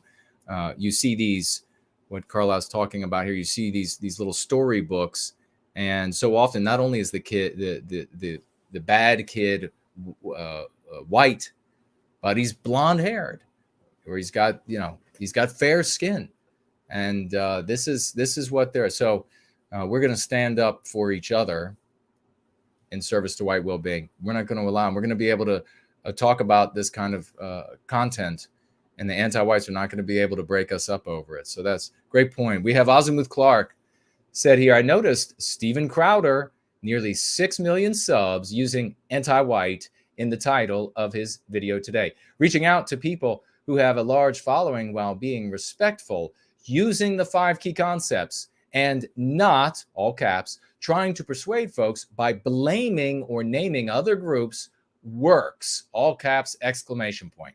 I can't say I'm taking credit for anyone else using our lexicon, but leaving polite comments and not acting absurd in winning people over. Imagine millions of people on a daily basis seeing terms like anti-white and then adopting and using them in their lives. I'm seeing the lexicon being used all over the internet now. What an awesome victory and testimonial that is. Carla, you have any thoughts there, or should we keep rolling? You can keep rolling. All right. Rory says in the live chat, it's such an important issue for the future of our people. It absolutely is. Thank you very much, brother. Yeah, when I read things like these expectations that red hair will be gone in so many generations, blonde hair be gone. This is every white person, no matter how dark featured you are, and your whole family dark featured, you should be like just apoplectic with rage over that. That's your, however you want to phrase it, your brother, your sister, your cousin, whatever it is. Being white erased, absolutely no.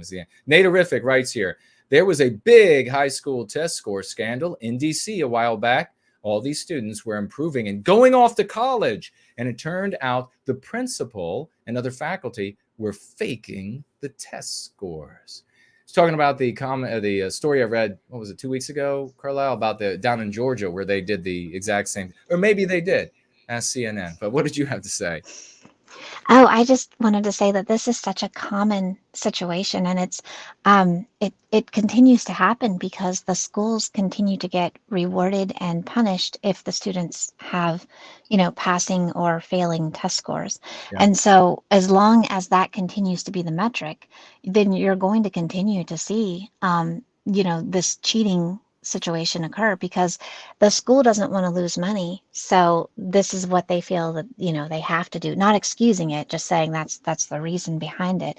And then of course, the real victims are the children. And of course, the I would say all the, not just the white children that are obviously going to be penalized because there's going to be more special classes formed. There's going to be less available for those who are higher achievers, that kind of thing. In a lot of schools, they're actually doing away with the gifted classes because there's just not the money to fund the gifted classes and all the needed classes for English as a second language to help fund all the children that are coming in as, immigrants and refugees and so forth that do not speak English. So you can see where, the white children are going to continue to be the victims here, but really all children, anytime you're pushing a child through to the next level where they can't function, it's going to create a very unstable society in the end. Yeah, very well said, Sugar. The reality is that they're passing them through these schools, kids who need to be held back so that they can be educated and then actually live a quality life out in the world. And they're just passing them through. And then what happens when they get them at the next level? So you got like the junior high level, just pass them. We'll get more money, and who really cares is the attitude. And you see these sorts of things happening, these stories, but I don't know, has CNN run any? Because if they haven't, then it's not true. But they're going to pass them. They get them at the what happens when they get them at the high school? They got kids who can't do the work. I was reading in that story 2 weeks ago about in Baltimore at that high school, the story from Fox, so who knows if it's true, but said that they were reading at an elementary level and some of them even at a kindergarten level. These were kids who were just passing through high school. So you have the high school gets them.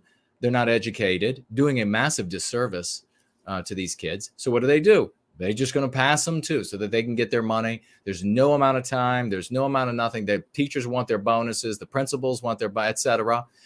Then they go on to university because the university, of course, wants to discriminate against white people and inflict injury on Western kind. And they do that by way of the tool of saying we're going to take in non-white people because they bring in blah, blah, blah, blah, blah, and argue against that. And so they bring them in. And then what happens? They can't do the material there. Sometimes they'll get some sort of like remedial. Everybody knows if you went to university or know anybody, you've seen this. They get these really like remedial classes, and it's like they're at university, even big universities, and they're in there learning, Johnny rides his bicycle kind of a thing. And maybe true, maybe not true. And then they end up, are they going to deny them a degree? Are they going to deny them a doctorate? Well, you could on maybe this one or this guy or that gal or whatever it is, but you can't on wholesale. The whole university would be sued and heads would roll as a consequence. Probably the anti-whites would want them to literally roll. So then what does that mean? Who's working on your mom in the emergency room? Who has to treat your broken bone? Who shows up in the ambulance? They can't not hire these people. That would be something called discrimination in the anti-white narrative against non-whites, which is the only thing that matters. They have to hire them so that they can discriminate against the white people, harm Western kind. Those are the folks that how about when you need a lawyer? How about when you need somebody to build your house? How about when you could go down the line in your life of things that you need to hire people to do for you because you can't learn everything in the world. You need to have so-called professionals come in. How about just somebody building your deck or patio? And do they have the proper education? Are they knowledgeable? Are they able to do it? Or are they there because they've been passed from elementary school all the way up through university? It's a really scary thing. There may or may not have been a medical university over a decade ago in the United States that repealed the policy of discriminating against white people by way of saying that being of a different race brought some sort of richness to the university. And when they did that, the number of these particular people, particular groups that they were looking for went down to zero. And it was, I think this repealed policy was only repealed for a year, maybe two. Maybe this never even happened. And then they instituted it again. And then, of course, the school became much less white again. And again, I have to ask the question, who are you getting for that, that critical neurological issue you have, or that vascular issue you have? And how many people actually, I actually do this, but how many people actually go for second and third opinions? You just go to the doctor, you think they've gone through all of this, they must be able to perform this, they must know, they must be able to diagnose. And really, you got somebody who freshman year at university was reading Johnny Loves to Ride His Bike. I don't know if Sugar, if you had anything you wanted to say about what I just said, the outcome for society or not, but I'll give you the opportunity. It's just sad because when you think of it, you think of all the advances that could be made still and all the technology that has not been discovered.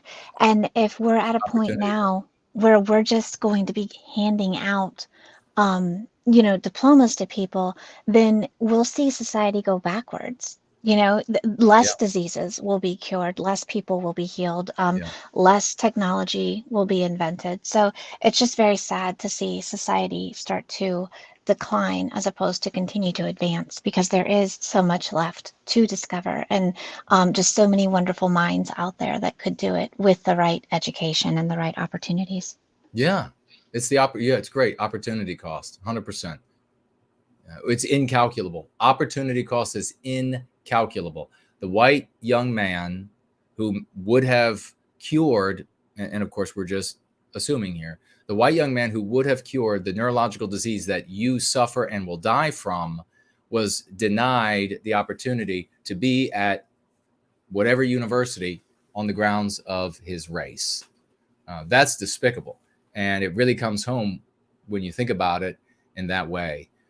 And for those of other races out there, other immutable characteristics, this is how it also hits your community. Your mom is dying from a neurological disease that would have been cured by now if it weren't for the people who would have cured it being prevented from entrance at university because of their race, being members of Western kind.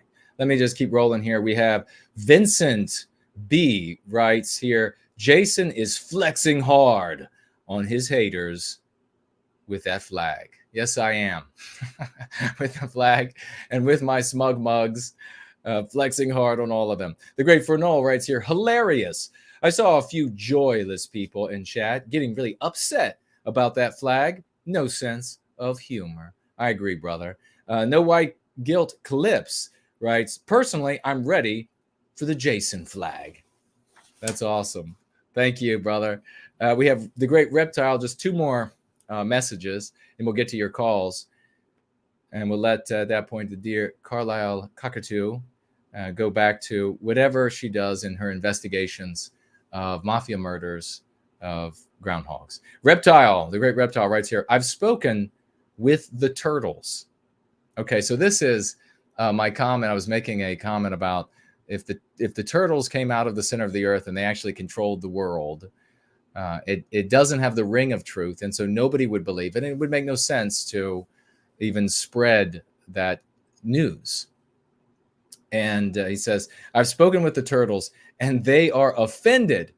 Or I apologize. They've offered a statement, quote, allegations of a reptilian uprising are entirely defamatory conspiracy meant to detract from the insidious promulgation of anti-whiteism.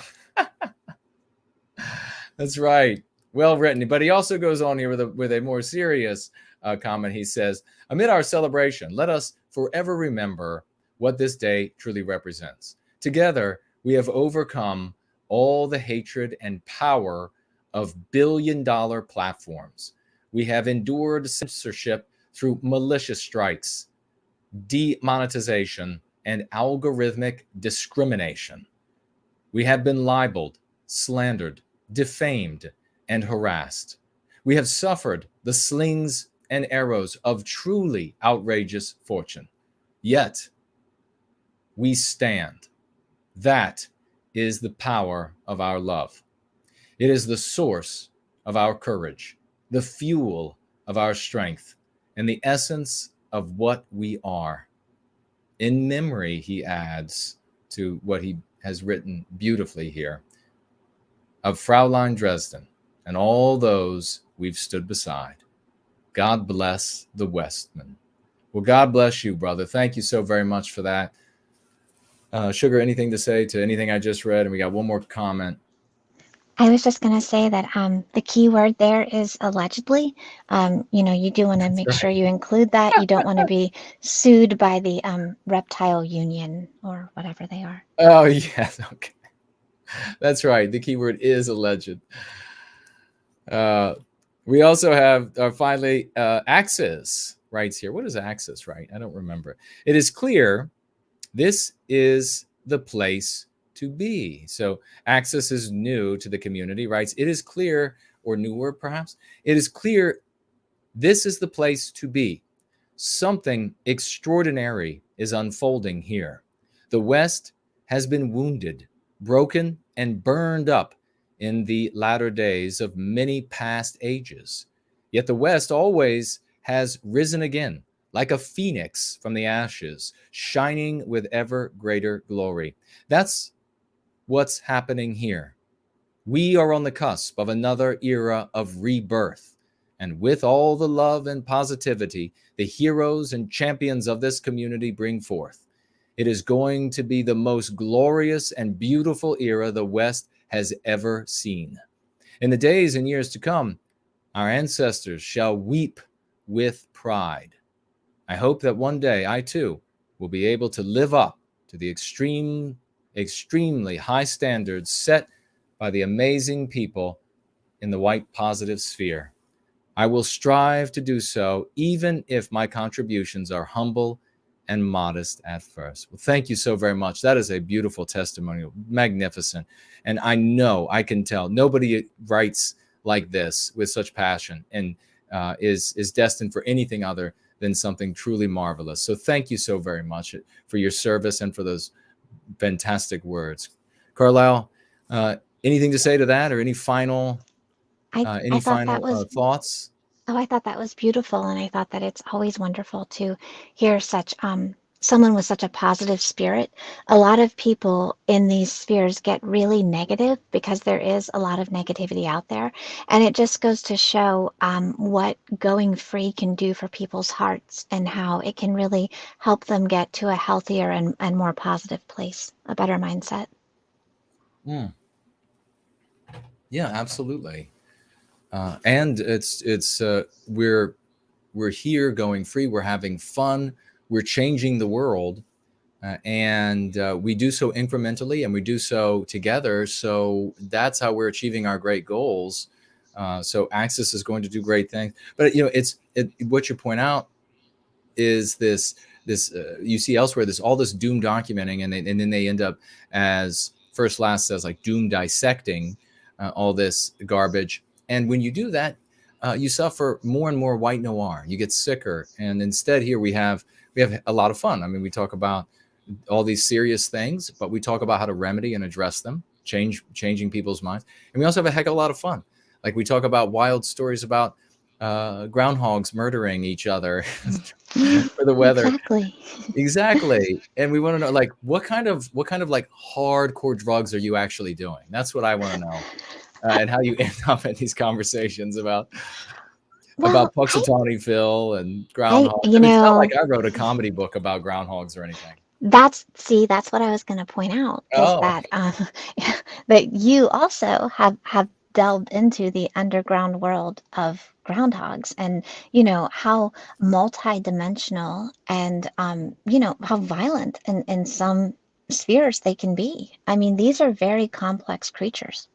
These are complex creatures, and the groundhogs may have something to do with my story, It's a Comedy, Damn It, which of course you can find at nowhitegocollectibles.com, my collectibles store.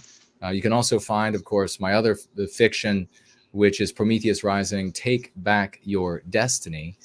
This one is actually a comedy story. So if you're looking for a few laughs and you don't have your own Carlisle, who inhales her own air from a brown paper bag until she gets dizzy and comes up with these things. If you don't have your own Carlisle, then you can just go read the book, and you will then be satisfied with comedy, all the comedy in your life.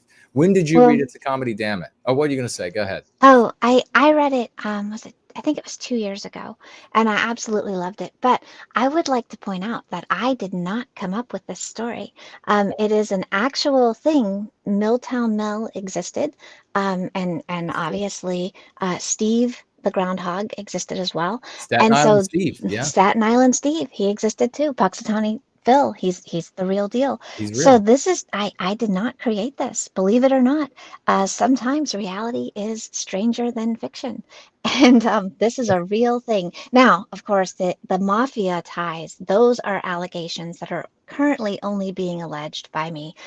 So it is allegedly, and it's alleged by me. So take that for what you will. But the story itself is real. Milltown Mel was a real groundhog, and something happened to him. Something happened to both Mels, unexplainably. And Staten Island Steve. Let's not forget him. And Staten Island Steve. We can never forget Steve. Well, we also know that you have a big bloated porpoise of a dog, and what's going on there? Well, Steve is being great tonight. So we went to the park today, so he got a nice workout. And because he is in a bloated state, it does take a lot out of him when we go to the park. He's trying to lose a little bit of weight, before swimsuit season comes up. So yeah, he's working towards that. I definitely don't want to see him in a swimsuit. Can we prevent that from happening? I really don't want to see even a trimmed down Labrador in a swimsuit. I think they arrest owners for that. I'm pretty sure there's a law somewhere that's animal abuse. They have dog snowsuits. Why wouldn't they have dog swimsuits? Oh my God, they do have dog snowsuits. Well, what did I recommend for people who have their dogs in snowsuits? Oh, yeah, I do recall that you had some sort of violent recommendations for those people. I may have been mildly violent recommendation for people who would put their dog in a snowsuit. Now, I maybe can we tell people that the reason why dogs in snowsuits came up is because Carlisle speculated about dachshund packs attacking people, even in the frigid north, by wearing, was it yellow or pink, a snowsuit that will fit a dachshund? yellow and orange little elongated snowsuits that would go over their little elongated, like trunk shaped bodies. And they had little holes for their little tiny legs. And they even had little tiny snow boots so they could keep their little paws warm while they were attacking. That's right. Again, something owners are flogged for in healthier societies. Putting their animals through such torture. But you were speculating, I guess, that these animals chose these items for themselves, like off the rack, so that they could run wild in the cold and still be able to maul and attack people. Because I had, was it last year? It was last year that I did the story about the woman who was attacked by the pack of Dachshunds, was it? And Yes, sir, it was last year. And they killed her. So I know. a wild pack of Dachshunds. So again, that is not me being, hyperbolic or overly creative. I mean, that happened. Apparently, Dachshunds roam in packs. I'm just saying, hey, let's be safe about it so they don't get sick. Let's get them snowsuits. If they're already going to roam in packs, we should dress them. We should dress them so they can be weather appropriate. Dry and warm. But you also have some animosity or some static between you and the Dachshunds because you want to do a plank competition against them. I absolutely do, because I think it's kind of unfair that, here the Dachshund goes around his entire life, he's in plank position. So he's born in plank position, just by nature, by physics of his body type. But when I do a plank, I'm on like the Bosu ball and the medicine ball. I'm, balancing while I'm holding my midsection in. And, these Dachshunds, they don't have to put any effort into it whatsoever. So my challenge is I will challenge any Dachshund to a plank competition where they are also balancing their little snaggy nails on the Bosu ball and the medicine ball and holding their elongated middle up in the air for a set amount of time. And we'll see who gives out first. I've been working out. That's all I'm saying. She's preparing. So as you can see, she's a heavy drug abuser, and we're going to do all that we can for her. We're going to have an intervention, and we're going to surround her with friends and loved ones, and we're going to try to find a way to get Carlisle off of these heavy drugs, because she also has an issue with squirrels. And so there's which they started and I did not, so that's on them. The squirrels started apparently. So there's one thing that seems to hold true throughout all of these tales, and it's Carlisle. She's there. And if she could, with these Dachshunds, she would ensure that they are all as fat as the Labrador, so that there's no way they could, even though they're in plank position their whole lives. Well, before I let you go, I want to brag on you just for a moment, and tell people that recently I was at an undisclosed museum with this young lady, and we were presented with this like trifold structure that had at least 50 pictures of people and their names written on it, and it was celebrating the volunteers of this museum. And we stepped up in front of it, and I said, something strange about this little display. I can't figure out what it is. And we had a little laugh. All of these volunteers were white. And it's just the kind of thing. It's not to say that non-white people don't volunteer, won't volunteer, not to say that, but it is to say that you all can probably attest to this as well. You go to places and you find, didn't we have in Chicago where there was a art museum, and you had all of these docents who gave their time free. They were donating their time, charity. They had to go through many classes as well. It wasn't like you could just show up and say, well, I'd like to walk people around the museum. that's a lady sitting on a toilet, I think, and over there is a tree thing. No, you had to find out, you had to learn about all of these different artists. You had to be able to take bands of children through there and speak to them about the artists and their creations. And the museum went through a period of years where, and of course, look for this story on CNN. And the museum went through a period of years where they were endeavoring to white erase the staff of these volunteers. Now, the staff wasn't entirely white, but it almost was. There were wonderful, wonderful people of all races. I'm positive of that.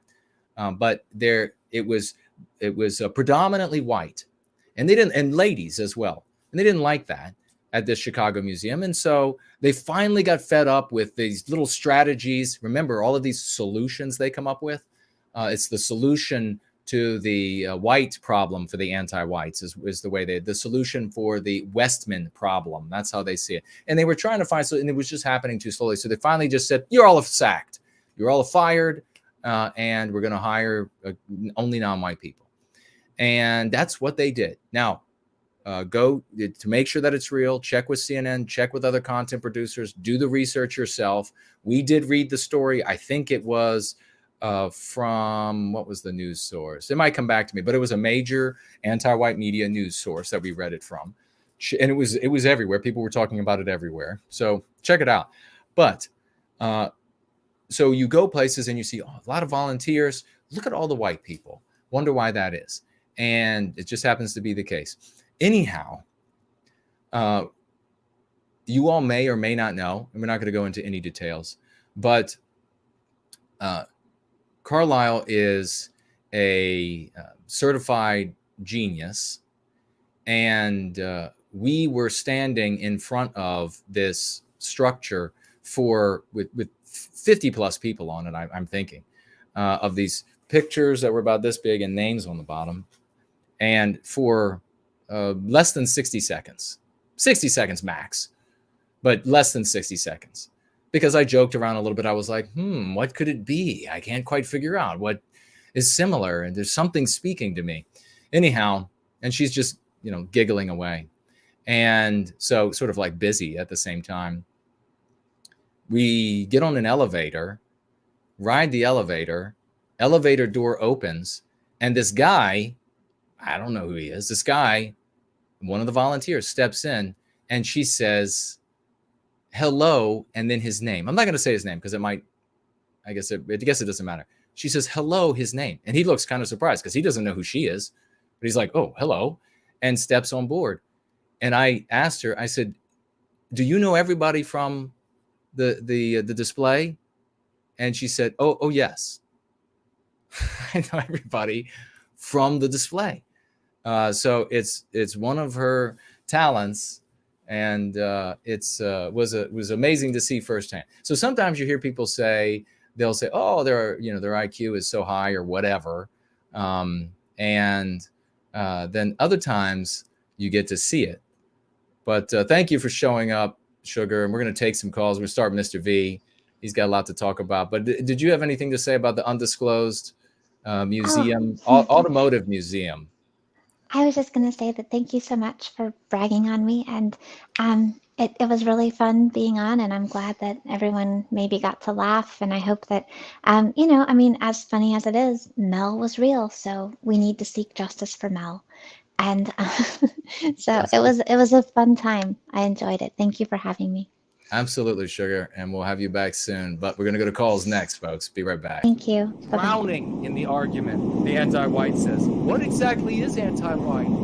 You have got to be animated with the righteous passion of reclaiming our destiny. We are the heroes of this era.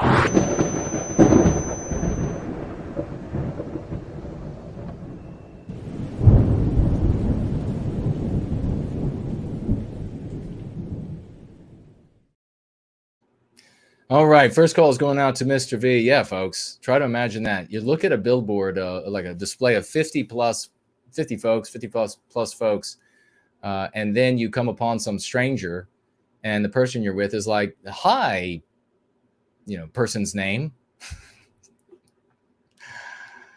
Something else.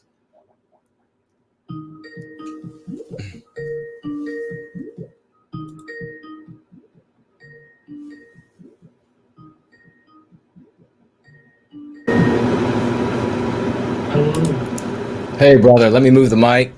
Okay, we didn't lose it. Good. All right. And now, folks, this is the great Mr. V. You all know who he is. If you're new, this is the kind of person that you should aspire to be like.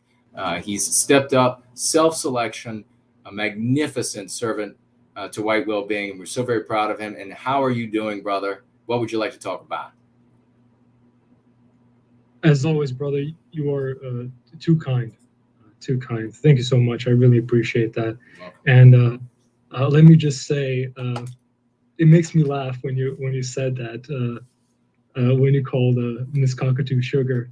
It made me laugh. I just thought, you player, you absolute player.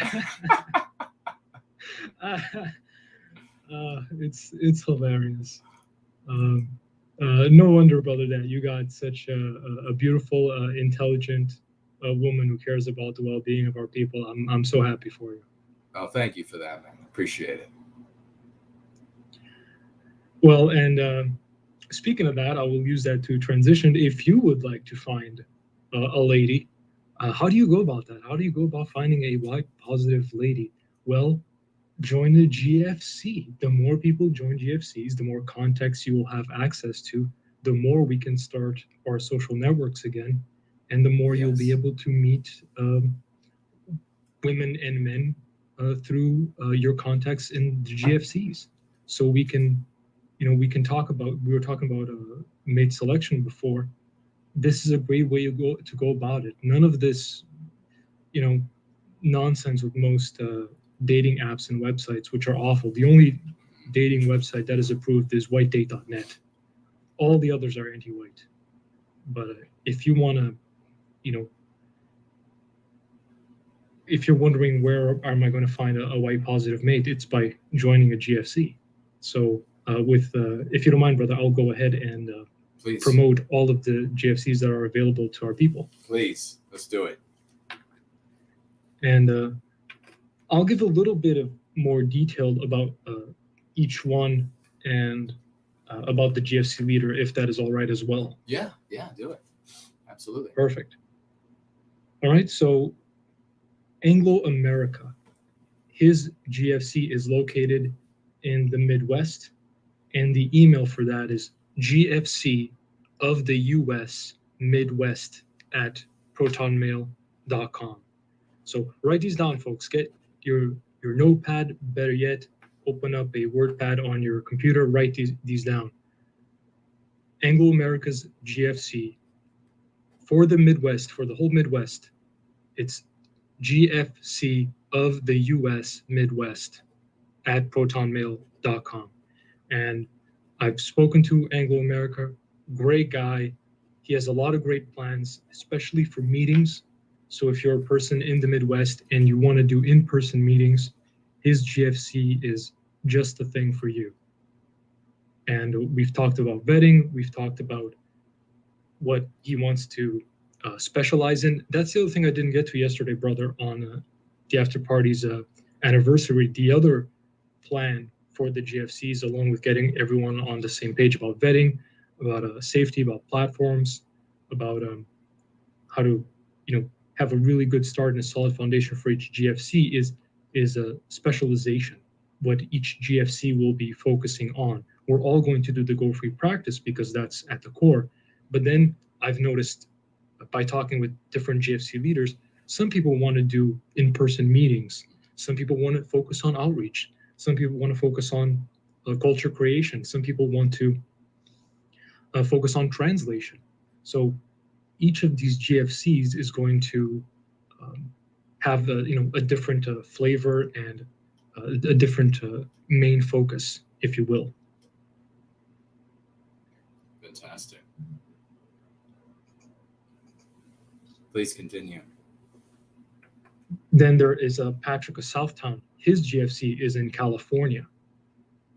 And Patrick wants to mainly focus on, culture creation within the GFC and for our people.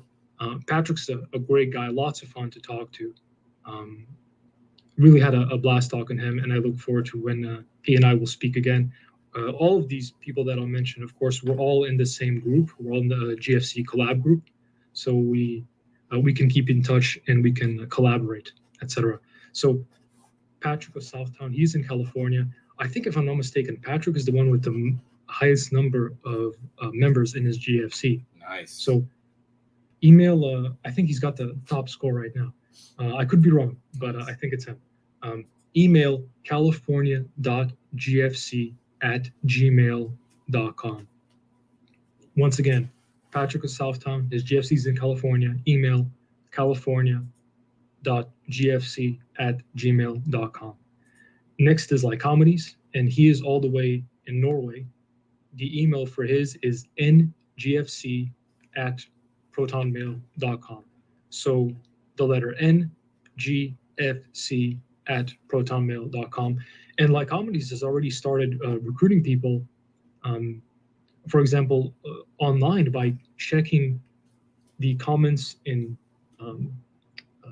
sites, and if they're using the lexicon, he then tells them about his GFC. So yeah, so Nice. very resourceful. Yeah. So if you are in Norway, please join his GFC. Next, Iberian Writer.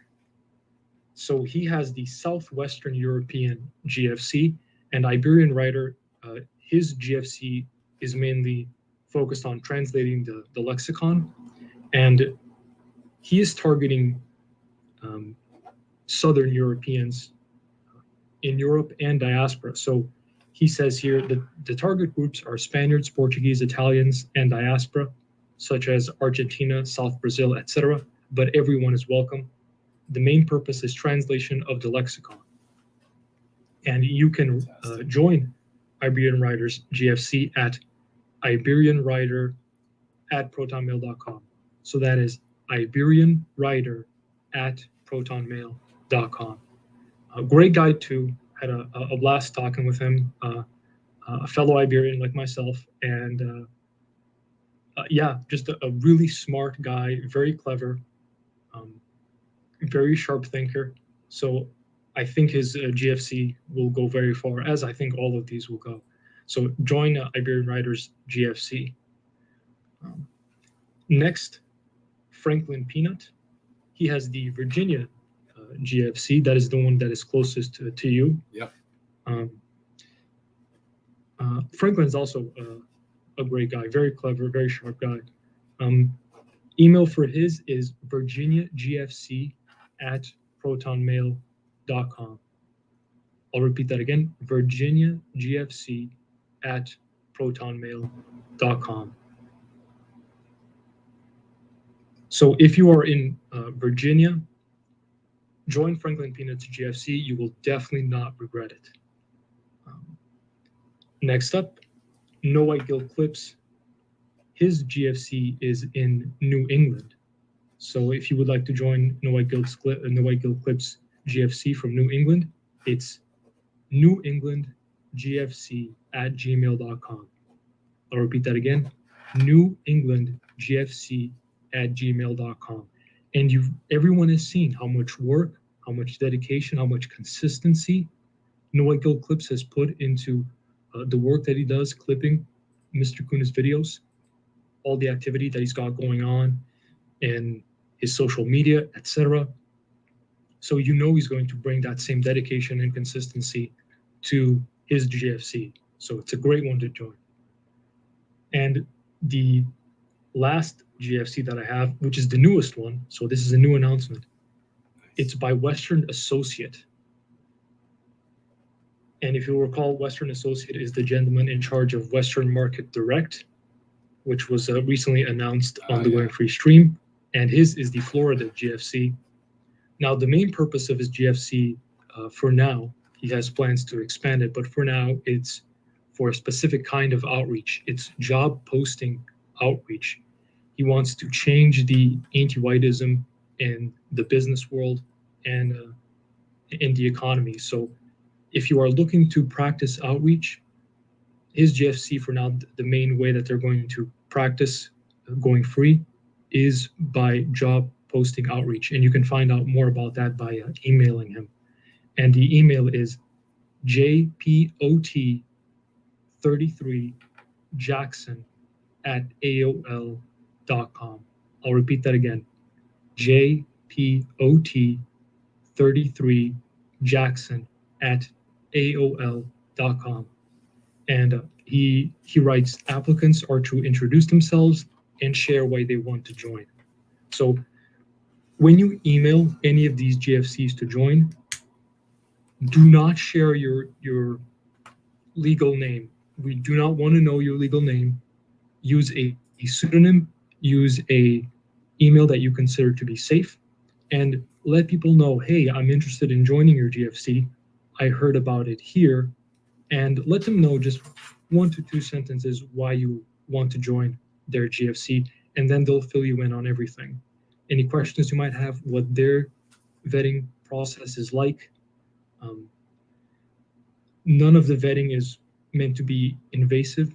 It's all just to find out if you are a good person, good moral character, not an anti-white subversive, if you are truly going free, and find out if you would be dedicated in your participation. This is so. No, please finish up. I didn't mean to interrupt. Oh, not at all, brother. So those are all the GFCs that we have right there. The process is so simple. It is so simple to join a GFC. You just have to be willing to go through the vetting and want to participate and know that this is not just to have another chat that people can come into and post and whatever. This is for us to do work, going free work, for us to practice these skills, for us to improve. And today, once again, I had another book club / go free practice meeting with my GFC. We had one of our newest members join us, and it was a blast. Nice.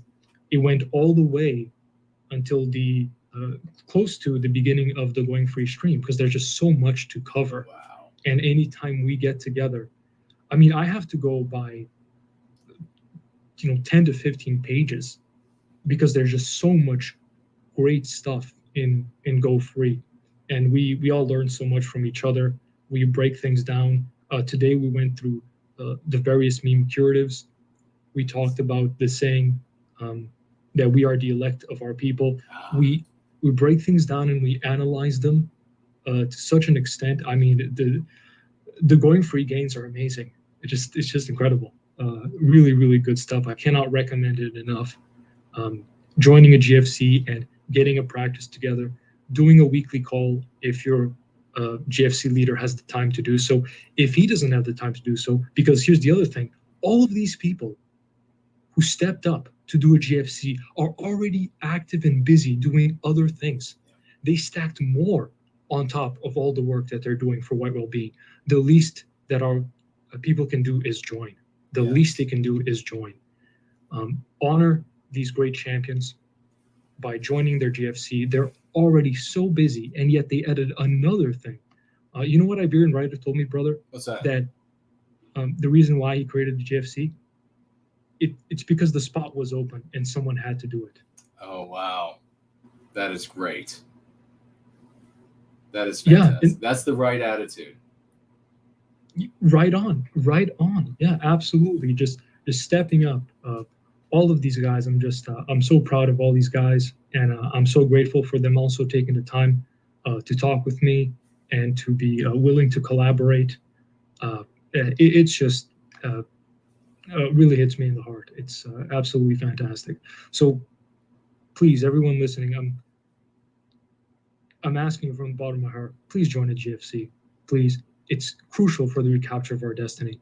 And you're honoring Mr. Köhne and all the great work that he does, and all of our brothers and sisters who start a GFC or will start a GFC by doing so.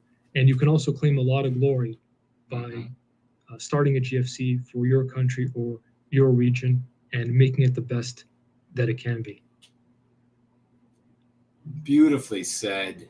And your work is masterful. I thank you so much. It's talking about it being a self-selecting environment. We are ending up with the absolute best, the cream of the crop, And are you listening right now, folks out there? Are you one of the best? Are you somebody who wants to actually make a difference in the world?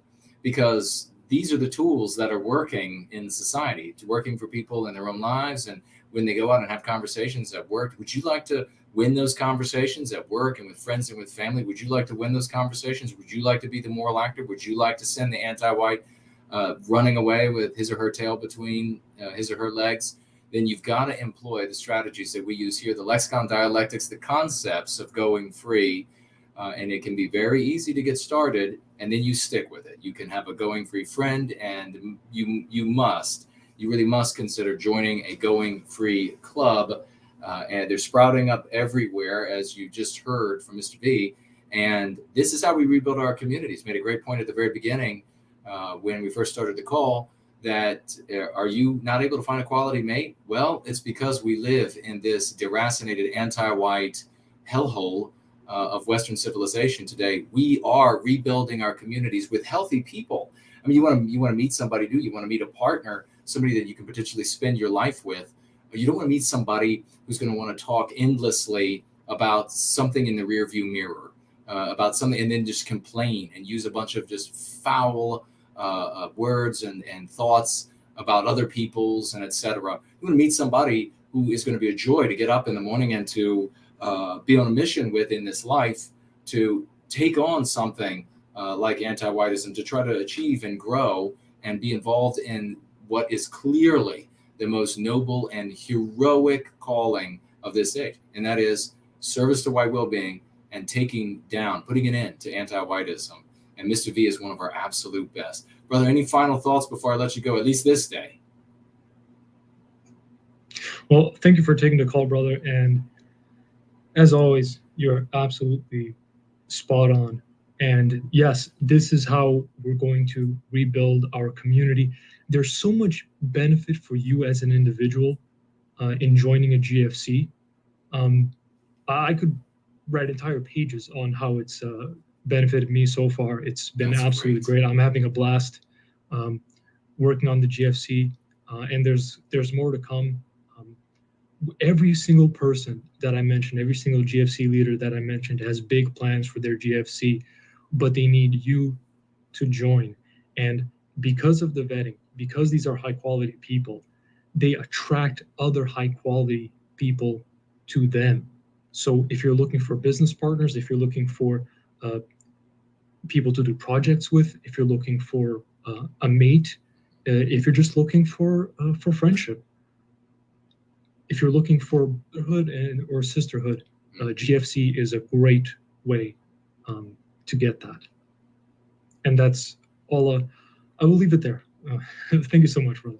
Thank you so much, brother. And we'll have you on next week as well. All right, man. Promethean hails to you. Promethean hails, brother. Look forward to it. Bye-bye. Bye-bye. The great Mr. V, ladies and gentlemen. And it looks, regrettably, time-wise, we're only going to be able to take one more call. And the next in line was Rory Herbert. So next week, I'll look at who came in next, and that'll be the first person. So Rory is about to get a call, and we have about 5-8 minutes to give you, brother. And let's see, here goes the call.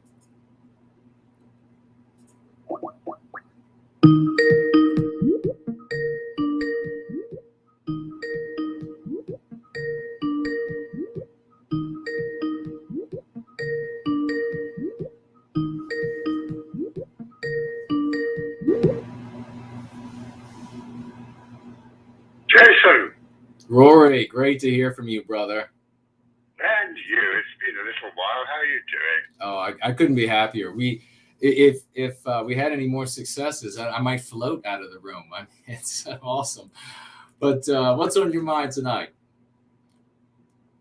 Oh, well, quite clearly, it's Staten Island Steve. How could it be anything else? I know. Exactly.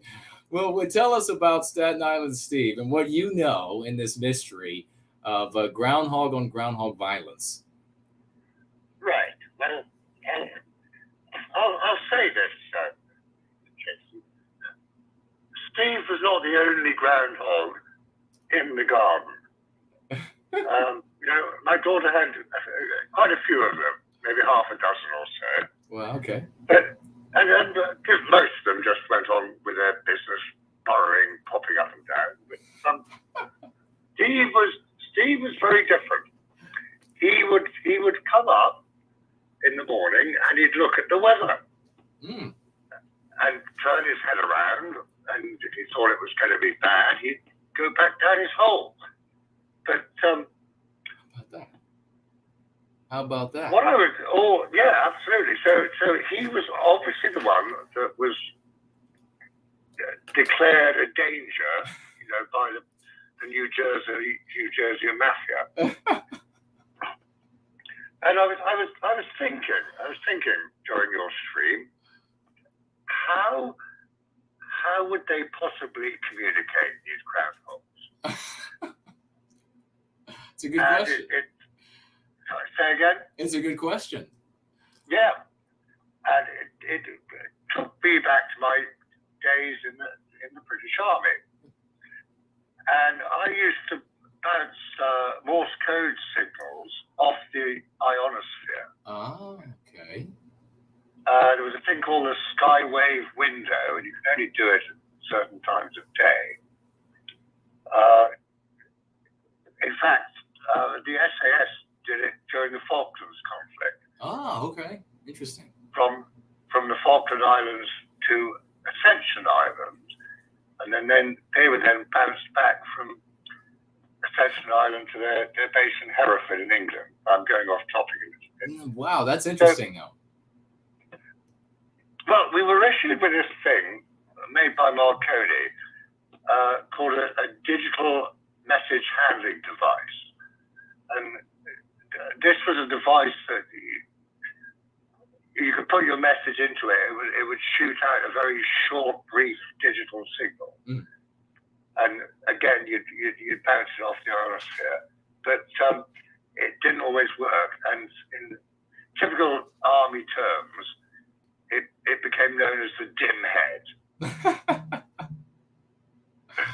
Digital message handling device. That's now funny. I'm definitely going off topic. So anyway, going back, more importantly, going back to the groundhogs, I was thinking to myself, well, if they squeaked at a certain frequency, they could probably bounce their squeaks off the ionosphere and communicate between Pennsylvania, New Jersey, and New York State.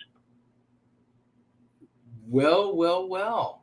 I hope Carlisle is writing all this down so she can dig in further into the potential communications. Well, I do hope she's listening, because I know she's interested in such things. She very much is. She wants to know about Milltown Mel 1 and 2 and Staten Island Steve now that we've recalled that. And who knows how many other bodies are lying in pools across the northeast part of the United States. And who knows where else. But now we know how potentially from one of our favorites here, we know potentially how these groundhogs are communicating over very vast distances.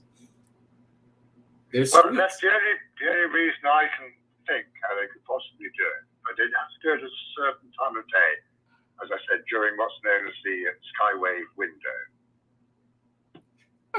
Well, that's actually a very interesting subject. And next time you call in, let's talk about that, because that's fascinating.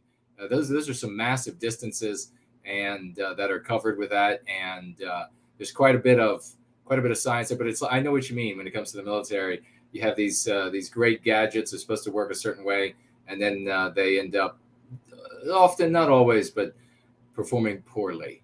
But well, we always had, we used to have a very small battery that sometimes you have to wind it up mechanically, charge it up. But groundhogs, I mean, they've got it in their throats and in their bodies, haven't they? So, they sure do. They're strong little muscular bodies. They could just chirp it out, and Puxatawny might be ordering hits. Who knows? Even at this very moment, Don Puxatawny. But the moral of the story, of course, is If you are a marmot, don't get into meteorology. Stick with being roadkill or whatever else you specialize at. Well, you could also say, Jason, if you're a human, don't get into nationalism. Oh, well, yeah. Yeah, exactly. There's like subtexts for everything we're talking about here, and connections. But brother, it's always glorious to hear from you. And to speak to you, Jason, always. It's been a while, because always fun. Long live the groundhogs and Promethean hails. Promethean hails. Long live the groundhogs, and call back soon, brother. Bye-bye.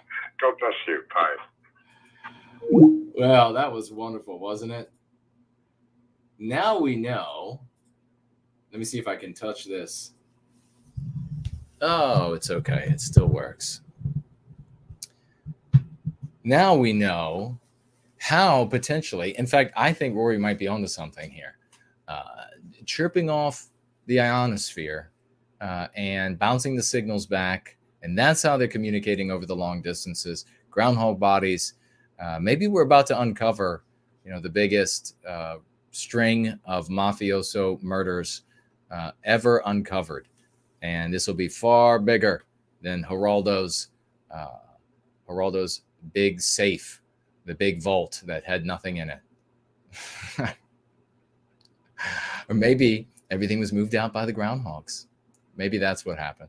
Either way, we've come to the end of another glorious gathering. Let me just make sure we didn't miss anybody's. Okay, we're blank there on financial gifts. And let me make sure we are blank here. And I think we have, yes, we do. The great imminent rain is with us. First time I've seen you in a while, brother. Great to see you.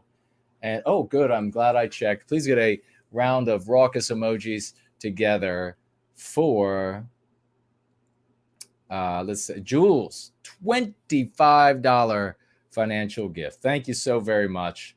Says here, token of good, our story matters. God bless you. Thank you so very much for that $25 financial gift. Every little bit counts. And thank you for coming through here in the final seconds of this glorious gathering where we tackle all of the most important subjects for the Western kind, and therefore the world, including all of the marmots and the like. And by getting healthy, we know that we will make the world healthy. It's something that we here in Service to White Wellbeing are focused on throughout the totality of our lives. Once you get into this most noble of all missions, there's no leaving it. There are people who cycle in and out of the white sympathetic sphere. And part of the reason they do is because they don't find somebody to go on that journey with. That's why the Going Free clubs are so important. You need to make dear friends who are also white positive, who are not just going to belabor a bunch of ugly things and not just try to hang these nooses and around your neck, these sword of Damocles over your head. Folks who are going to be white positive with you, and you two will build each other up. A group of friends, a GFC, a club. You all can, as you can see, as Mr. V was talking about, you can work on so many different things, and you can make the focus one thing at one point and then something else at another. What's important is that it's dedicated in its entirety to the practice of going free, which is changing the world for all of us. We need to stay with it. Big things are happening. You just need to have the eyes to see how quickly things can change. You need to have the intelligence to see. You don't need a bunch of patience. You need to have the intelligence to see how quickly things can change. There is right now, as we wrap up this gathering, the potential, maybe not necessarily for the United States to get involved in war, but potential there for that. Certainly other countries, there's a potential there. But whether it's something with Ukraine or something somewhere else, every one of these scenarios affords us the opportunity to spread our lexicon and dialectics, the concepts of going free. And it goes from strength to strength. Right now, there are many magnificent laborers, truck drivers, who are our brothers and sisters, who are in our great country of Canada, and who are saying that they've had enough. These are respectable folks. And if it's gotten to the point where they've had enough, that's really bad. And they're patient, respectable folks. And they are saying no more. We need to be supporting them by going free to them, as many of them as we can. Because the anti-whites, it was predictable from the start, the sorts of things that they would do to shut this down and then make it impossible to ever do again.